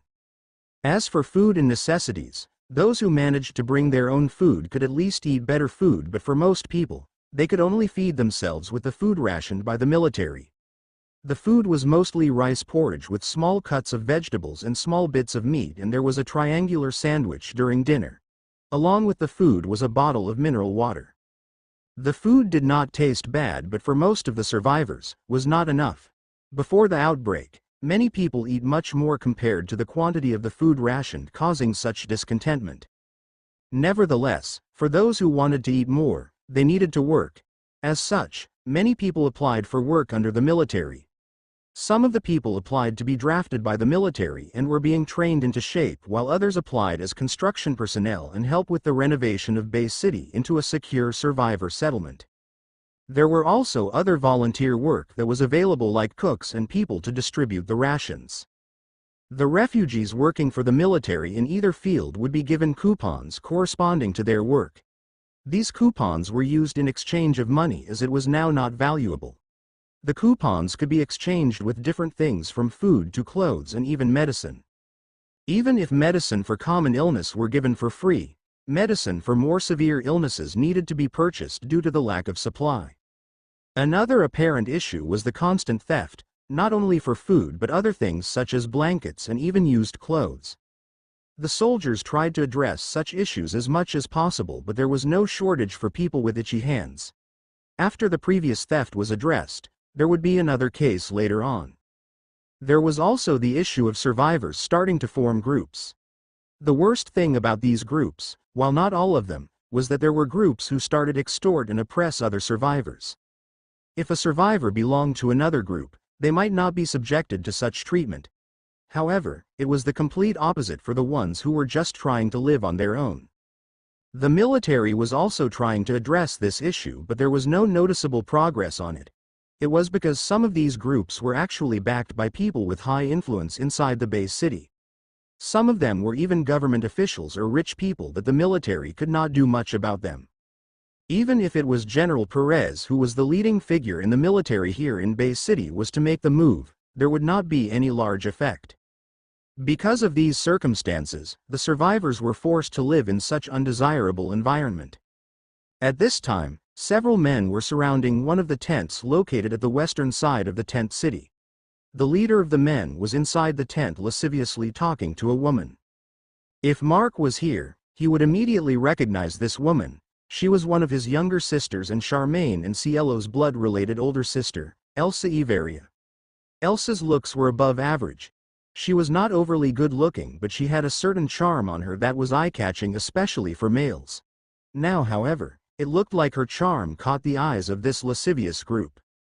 "Hey beauty, have you thought about it? Leave your boyfriend and be my woman. I'll give you benefits and you won't feel hungry any longer." The man spoke. This man was Morris Manolo, who was currently known as Boss Morris. He was the leader of one of the most notorious groups here in Tent City. Many other groups would not have the audacity to behave this way inside the Bay City, but this group had a deep backing. Even deeper compared to the other groups with the similar circumstances. "Will you just leave me alone? I have no intention to be your woman and I don't want to join your group of societal garbage." Elsa was distressed as she bellowed. This group leader had been pestering her since yesterday, and he would appear every time her boyfriend was not around. Her boyfriend, Erwin, was currently working as a construction worker under the military. It was to gain coupons that they could exchange for other necessities. They had no issue about the food being rationed, but since the two of them came to this place for a date, they had nothing else aside from their clothes. Elsa did not dare to tell Erwin what was happening to, as she was afraid that he would charge towards these bastards' base and get hurt. Hearing Elsa's reply, the boss's expression changed. He was losing patience to this woman. In his mind, it was an honor for her to take his fancy. He had his group, his backing was solid, and he had a good amount of things flaunt. However, this woman kept on rejecting him since yesterday. Out for anger, he grabbed Elsa's hair. You know, you're lucky that I took interest in you. There are women out there that will immediately heed upon my call, and you kept on rejecting me. Let me go, if not, I will call the soldiers, Elsa bellowed while looking straight at the eye of the man pulling her hair. She was not the type of woman who would show weakness at these kinds of situations. However, hearing what she said, Morris snickered. You think the soldiers can do anything to me? Elsa started to feel afraid, but she tried hard not to show it on her face. She knew that she should not show any weakness, or it would be easier for this detestable guy to have his advantage. At this time that Morris started to feel more complacent, however, one of his men hurriedly went into the tent. Boss Morris. What is it? Morris bellowed at this henchman. There are soldiers approaching. What? Why are they here? It isn't time yet for their next round. **T. With that, Morris let go of Elsa's hair and hurriedly went out together with his henchman. Seeing that he left, Elsa finally sighed in relief. However, she wished that her situation was not like this. This tent was not only occupied by her and Erwin, but they were also sharing this tent with other people. At this time, however, she was the only one left here to guard the things in the tent, as she easily received the trust of the other people that shared the tent with them. It was not like she could not do volunteer work, but Erwin would not let her to. With all these things happening, she could only persevere. It was not like she wanted to, but she must. Outside the tent, the group of 7 soldiers arrived, but strangely, they had a young woman with them. The soldiers were looking at the tags pasted outside the tents as if they were looking for something. Seeing the group of men around one of the tents, the leader of the soldiers frowned. He made his way towards the group. What are you all doing here? Before any of the men could answer, Morris went out of the tent. It seemed that the leading soldier knew of him. The soldier frowned and spoke. So, it's you again. What are you now up to? Hearing the question to him, he turned towards the soldier speaking and could not help but get stunned. The soldier speaking to him was not someone he could afford to offend at all. Because of that, he held his shock in and spoke while smiling bitterly. Lieutenant Raphael. I'm not doing anything. Why are you here? That was right. The leader of this group of soldiers was First Lieutenant Rafael Perez, the son of General Perez that was leading the military in this place. He was accompanying Paula, who was looking for the people Mark asked her to find. It's none of your business. If you're not doing anything, then scram. This is not a place for you pieces of trash to linger around. First Lieutenant Raphael yelled at Morris. He knew what these guys had been doing around here this past 2 days, and he did not like it. Unfortunately, he could not do anything about them without the orders from above. Even if his father was the general and was leading the military here, he was not the only person with authority here. Hearing the words that obviously displayed detest towards him, Morris was infuriated. Nevertheless, he could only keep it inside, as he could not give this righteous guy a reason to shoot him on sight. Raph, it's the tent we are looking for. Look at the tag, it's G72. Paula, who was watching the situation while frowning, noticed the tag on the tent where the man Raphael was shouting at came out from. Hearing what Paula said, First Lieutenant Raphael saw the tag and looked at Morris that came out of the tent. However, he did not say anything. Is there anyone here? Paula did not bother with the men the soldiers were confronting and went towards the tent. She peered inside and saw Elsa, who had yet to fully calm down. Seeing that there was a girl peering into the tent, Elsa was flustered for a bit before asking. Is there anything you need? Seeing Elsa, Paula frowned. The distressed look on Elsa's face had not fully recovered yet, and due to her emotions, she forgot to tidy up her hair that was pulled by Morris. However, Paula was here for another thing, so she had to confirm that first. Is there someone named Elsa Everia living here? Paula asked. The question made Elsa even more flustered, as she did not expect that someone would be looking for her. You're looking for me?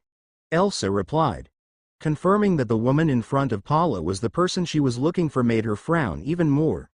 It looked like Elsa had been bothered by that man outside. If it was like this, she would not be able to face Mark once his group arrived here. It looked like they luckily made it on time before anything really happened. "We're looking for you. Please pack up your things and we will bring you somewhere else." "What? Why? And where?" Elsa was bewildered. "I'm with the soldiers so you don't have to worry. I can assure you that we'll bring you to a place better than here." Paula smiled. "Ah, also bring your boyfriend's things, we already sent someone to fetch him." Elsa was confused about what was happening, but she could only agree after knowing that Erwin was also being brought together with her.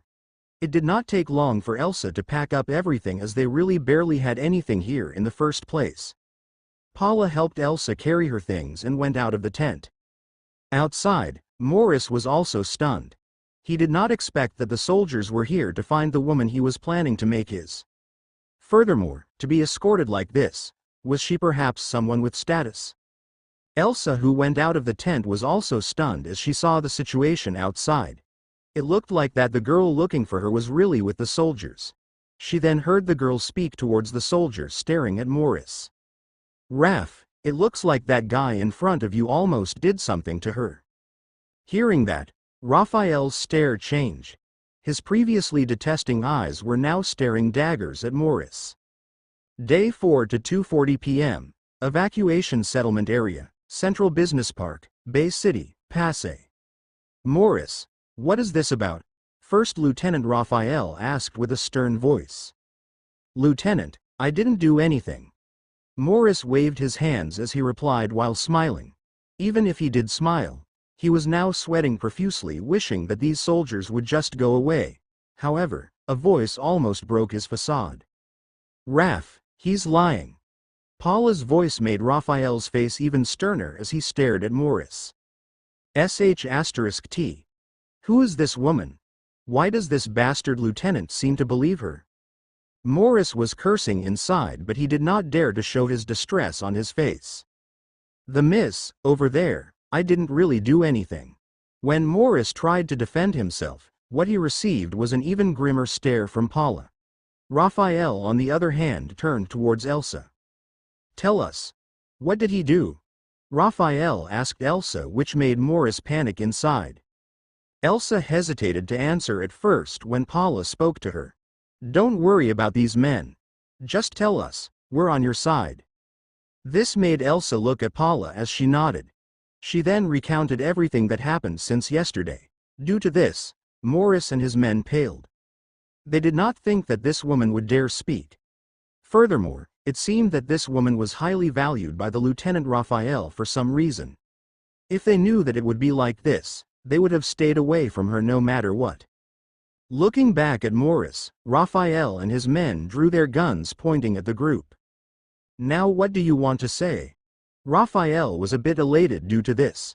One reason that these groups were not being eliminated was because no one dared to step out as witness for everything they did in fear of getting revenged on. Now, however, Elsa spoke up. It was enough to make a move on this group of imbeciles. Morris could not say or do anything but curse inside as his men look at him waiting for his orders. He was still able to stare daggers at Elsa, but that was it. After all, they were caught while his men were surrounding the tent, and he got out of the tent the moment these soldiers arrived. He had nothing to say anymore in defense. At this moment, the confrontation between the soldiers and this group was gathering the attention of a lot of people around.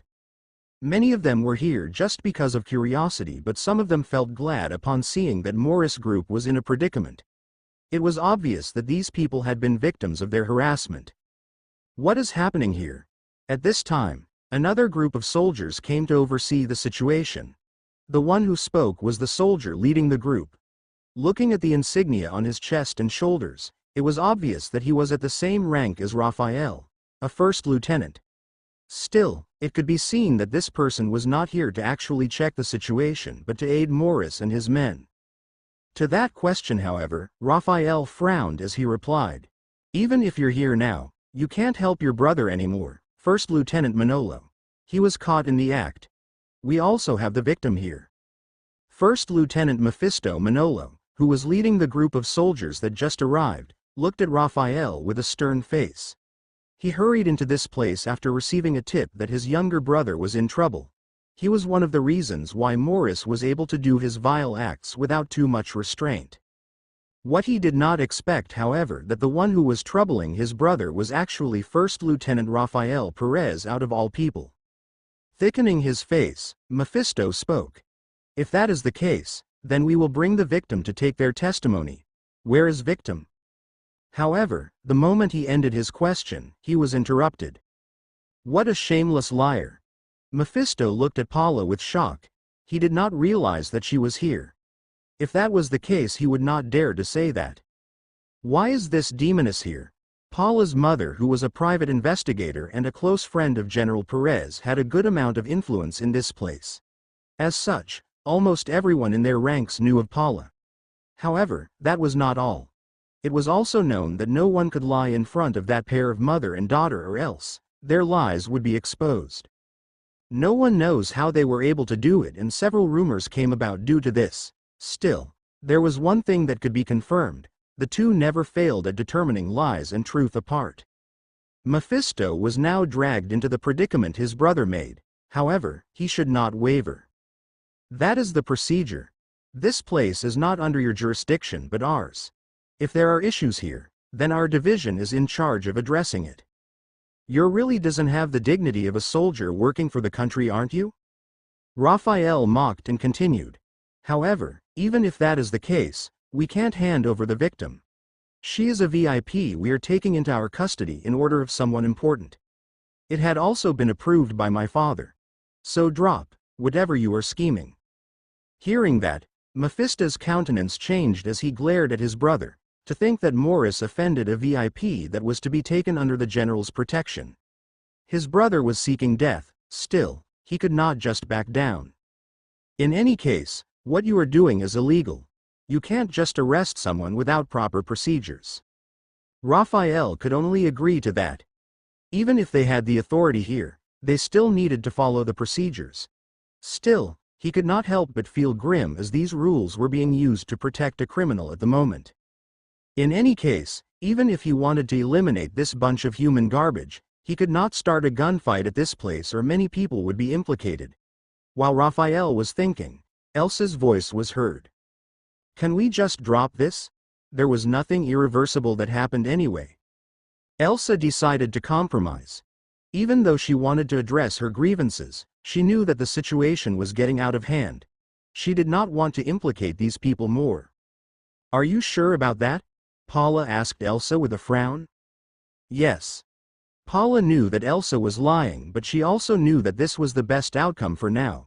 If these two factions fell out here, not only she and Elsa would be dragged into it but also everyone around them who was oblivious to the situation. "Raph, it's better if we go now. We still need to bring Elsa and the others to their new dwellings." Raphael was reluctant to leave it like this, but he also nodded. He then looked at the Manolo brothers. "You two might be able to escape this time, but remember, it will be the last." First Lieutenant Raphael and his group was about to leave when Paula turned towards the two and spoke. "By the way, you two better be prepared. The brother of the woman who you two just offended is a vengeful person. And what can he do? You think we are afraid of a single person?" Morris, who was pardoned, was emboldened once more. Furthermore, just saying some words would not put him into a severe situation. Also, the fact that he did not know who Paula was added to his boldness. "Shut up!" Mephisto bellowed at his brother before turning towards Paula. Clarence, what my brother said may be bold, but I also agree with him." To their reasoning, Paula chuckled. "Oh, actually, you two really better prepare. The person I'm talking about is an evolver that can fight on par with the unknown, and he also have a daughter, though not confirmed, but could be a mutator." With that, Paula left with her group, leaving the First Lieutenant Mephisto, who was stunned and drenched in sweat. After First Lieutenant's group disappeared from their sight, Mephisto dragged his brother and the rest of his group back into their base. His face looked too grim that no one dared to speak to him along the way. Morris, who could not understand why his brother was behaving this way, looked at Mephisto with confusion. Big bro, what's wrong? Hearing his brother's voice, Mephisto looked at his brother and slapped him. Big bro. What is that for? Morris bellowed back while holding his reddened cheek due to the force of the slap.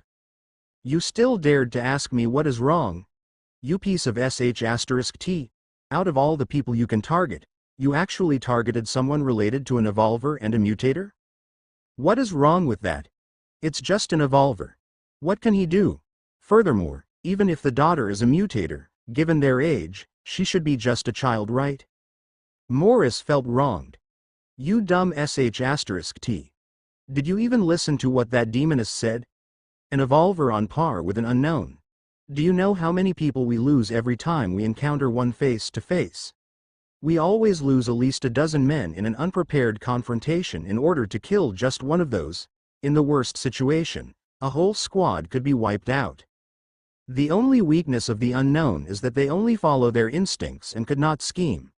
The problem here is that is a person capable of thinking and has the strength on par of an unknown.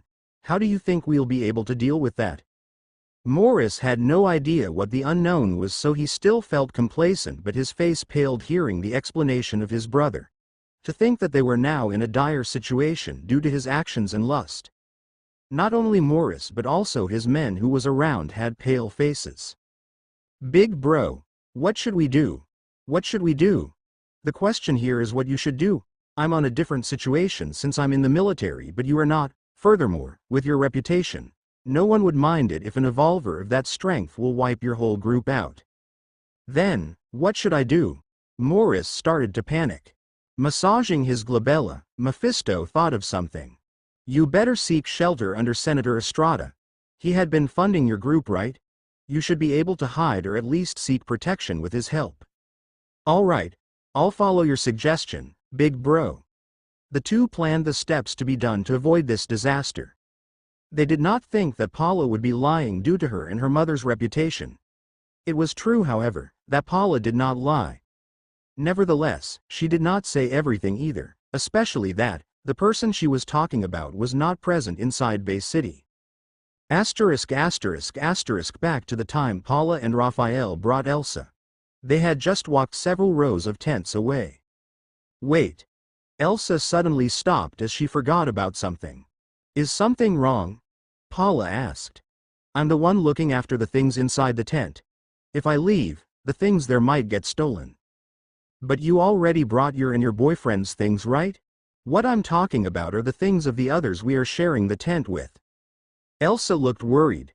After all, she was trusted to look after those things. She could not betray that trust. Don't worry, I'll send one of my men back and guard the tent until the people living there return. Suggested Raphael, making Elsa feel relieved. Raphael then ordered two of his trusted men to return and guard the tent. Soon, the rest of the group left the tent city under the curious gazes of the survivors on the way. It was very rare for someone to be escorted out of the tent city. Furthermore, it was obvious that the person being escorted would be moved somewhere else, seeing the things they were carrying. After they stepped out to the main road, Elsa saw several military vehicles parked on the side of the road. She was then led towards one of the vehicles. When the door of the vehicle was opened, Elsa's eyes became wide in shock. There were other people inside the vehicle, and upon seeing those people, she could not help but shout with surprise and glee. Mommy Ren! Big brother Markran! Elsa! The people inside shouted back with happiness. Inside the vehicle, she saw several familiar faces, but the most familiar to her was the two, Karen Tan and Markran Kuyo. Several years ago, when she was a member of the cosplay group they formed at their college, the two were among the leading figures of the group and was close to her. She did not expect to see them here. Especially at this time that even your closest relative could already be dead. This situation added more questions to everyone. Why are they being gathered by the military? It was obvious that they knew each other, so there should be a specific reason. They were all living at the tent city without realizing that there were other people they knew also living there, but now, they were all gathered by the military. Soon, Erwin was also brought from his work. It seemed that Erwin was the last person to be ushered away as the vehicles all left after he arrived. Following the main road to the northern section of Bay City, They all saw the surroundings and even passed the checkpoint without difficulty. Looking at how the other soldiers interacted to the young woman and the leading soldier of the group, they realized that these two had high standing or reputation here in the current base city. It did not take long before they reached their destination. It was a building more than a dozen floors high. It was one of the so-called condo hotels or condotels built at the Central Business Park. Now, however, these buildings were being used as dwelling for the most important people at the base city. The building was composed with a unified 7 floors, and the floors above that were separated into 4 towers. The group of 7 people was brought to the 9th floor on the northwest tower. There, they were given a large studio-class suite that had 3 smaller bedrooms, kitchen and a small living room complete with brand new appliances and utensils. The place was obviously a high-class suite. It was just unfortunate that they had no electricity to power these brand new appliances. After they all chose a room and put their things in, Raphael and Paula called them to the living room to finally explain their circumstances. Day 4 to 3:45 p.m. Donghari Road, Molino IV, Bacoor City, Cavite. More than an hour after they left Carlo's house, the group reached their current location after going turn after turn on roads and streets that none of them ever used before the outbreak. These circumstances could not be helped as they were trying to avoid the most populated main roads and areas as much as possible. Actually, the San Miguel the first subdivision where Carlo and Anna lived could be accessed by the back road and the main entrance that was directly connected to Molino Palaparan Road, one of the longest roads in Bacoor and was one of the most populated. As such, the moment their vehicles went out of the subdivision, it did not take them long to encounter a roadblock in front of a hospital. Without any choice, they went into a branching road that led into the subdivision where one of their close friends, Karen, lived. Mark did not plan on going to that house as he knew that Karen did not live here anymore after she married. The current inhabitants of the house should be her parents. Since they were there already, they passed by the house, but Mark detected no one inside the house. With that, they continued on their way. The streets they passed through were not densely populated. They would encounter small groups of infected every now and then, with the occasional common mutated infected like dozers. Dealing with that small number of infected was not hard for them who had an evolver and mutators. Nevertheless, it was too annoying, especially when they encounter fully bloated dozers that could explode at the slightest ignition. Currently, the road they were traversing was wide and the abandoned and crashed vehicles in the middle of the road were almost non-existent. As such, they were able to accelerate more freely, leaving most of the chasing infected behind. The 2 vehicles sped up on the road, and their next destination on the direction they were going was Mark's house. It was not like there was anyone back in his house, but he wanted to take some things with him. Since his house was closer to this direction than the houses of anyone in the group, it was better to go there first. Mark was now inside the MB Sprinter with the rest of the group. They did not ride on Laylap's back since the next destination was far away. It was better for the dog to reserve her strength for more crucial circumstances. Crunch. Abigail, who was sitting on his lap, was eating some high-calorie crackers. Not only the little girl but also Laylaps on the back and Amika on the other vehicle was having their snacks. It seemed that constantly using their abilities make them hungry faster than usual. It was obvious though, since they needed nourishment, or else, where would they get the energy to use their abilities? Anna, who collapsed earlier due to her emotions, had already waked up about 15 minutes ago. Even though she was not crying anymore, the grief she was feeling was apparent on her face. She was currently being consoled by Sundra and Charmaine, who sat beside her. At the end seat, Jeanette, who was still tied up, was staring at Anna for some reason. Mark noticed it since earlier, but her weak conscience had some weak fluctuations, but the fluctuations could not be called as emotion at all.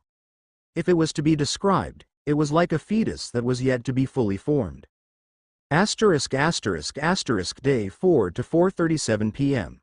Gawaran Avenue, Lakeville Subdivision, Molino 7, Bacoor City, Cavite. About 1 more hour later, they reached the subdivision where Mark lived. It was actually at the end most of the clusters of subdivisions in the area. Just over the creek behind the subdivision, the territory did not belong to Bacoor City or to Cavite anymore, as it belonged to another province. Every one of Mark's friends could not help look around. It was because this was the first time any one of them would actually see the place where Mark lived. And to say, for the most part, it was kind of similar to Carlo's subdivision since several blocks of the subdivision were almost vacant. At several blocks, however, were fully occupied, which made the difference. Along the way, Mark could not help but sigh in relief. There were very few infected roaming the streets due to the location of the subdivision. Even though it was obvious that almost all of the houses had been abandoned, there were still presences of people at very few houses. It looked like that the houses that had stronger defenses had managed to hold out. Those houses could be clearly identified even without Mark's ability as an empath. It was because there would always be infected wandering around them. At the few last streets, however, where Mark's house was located. What the hell is this? Mark voiced what was in everyone's mind. They stopped the vehicle before they could even enter the area. It was because they saw signs of activity some blocks away. After Mark went out to check, what he saw was a large horde filling up the street where his house was located. Scratching his head in dismay, he returned to the vehicle. "Gerger, what happened?" May immediately asked, seeing his expression. "Just wait and you'll see," Mark replied and looked at Odell. "Odell, let's leave first and find a place we can stay. It's almost 5 already." "All right, master." With that, the two vehicles retreated about 2 blocks away. They scoured the place for a safe place to stay for the night and ended up eliminating a lot of infected along the way. They searched a few streets, however, it became difficult to find a place that had not been broken through near around the area. Mark thought of finding a house or building close by the area where he lived, but far enough as not to alert the infected, but the search was not going smoothly. The reason was because the blocks around the area only had less houses built and the houses were not secure at all. "How about that church there?" Charmaine pointed at the roof of the church that could be seen behind the clubhouse they just passed by. The church was on the same block as the clubhouse, just built further behind it, as the large block was used and built with many things like a basketball court, a playground and a swimming pool. The main entrance of the church was located at the road behind the block. Normally, Mark would decide against it as churches were one of the most frequented places by people in other locations. This one, however, had the higher possibility to be an exception. Though it was not a new church, it was not that old either. Furthermore, because of the location of the subdivision, the devotees of this church were far lesser than other churches. This church was also always closed unless it was Sunday or at special occasions when a mass should be held. It was very unlikely for people to gather at that place. The two vehicles soon arrived at the church and Mark was right. The whole place was locked and devoid of people.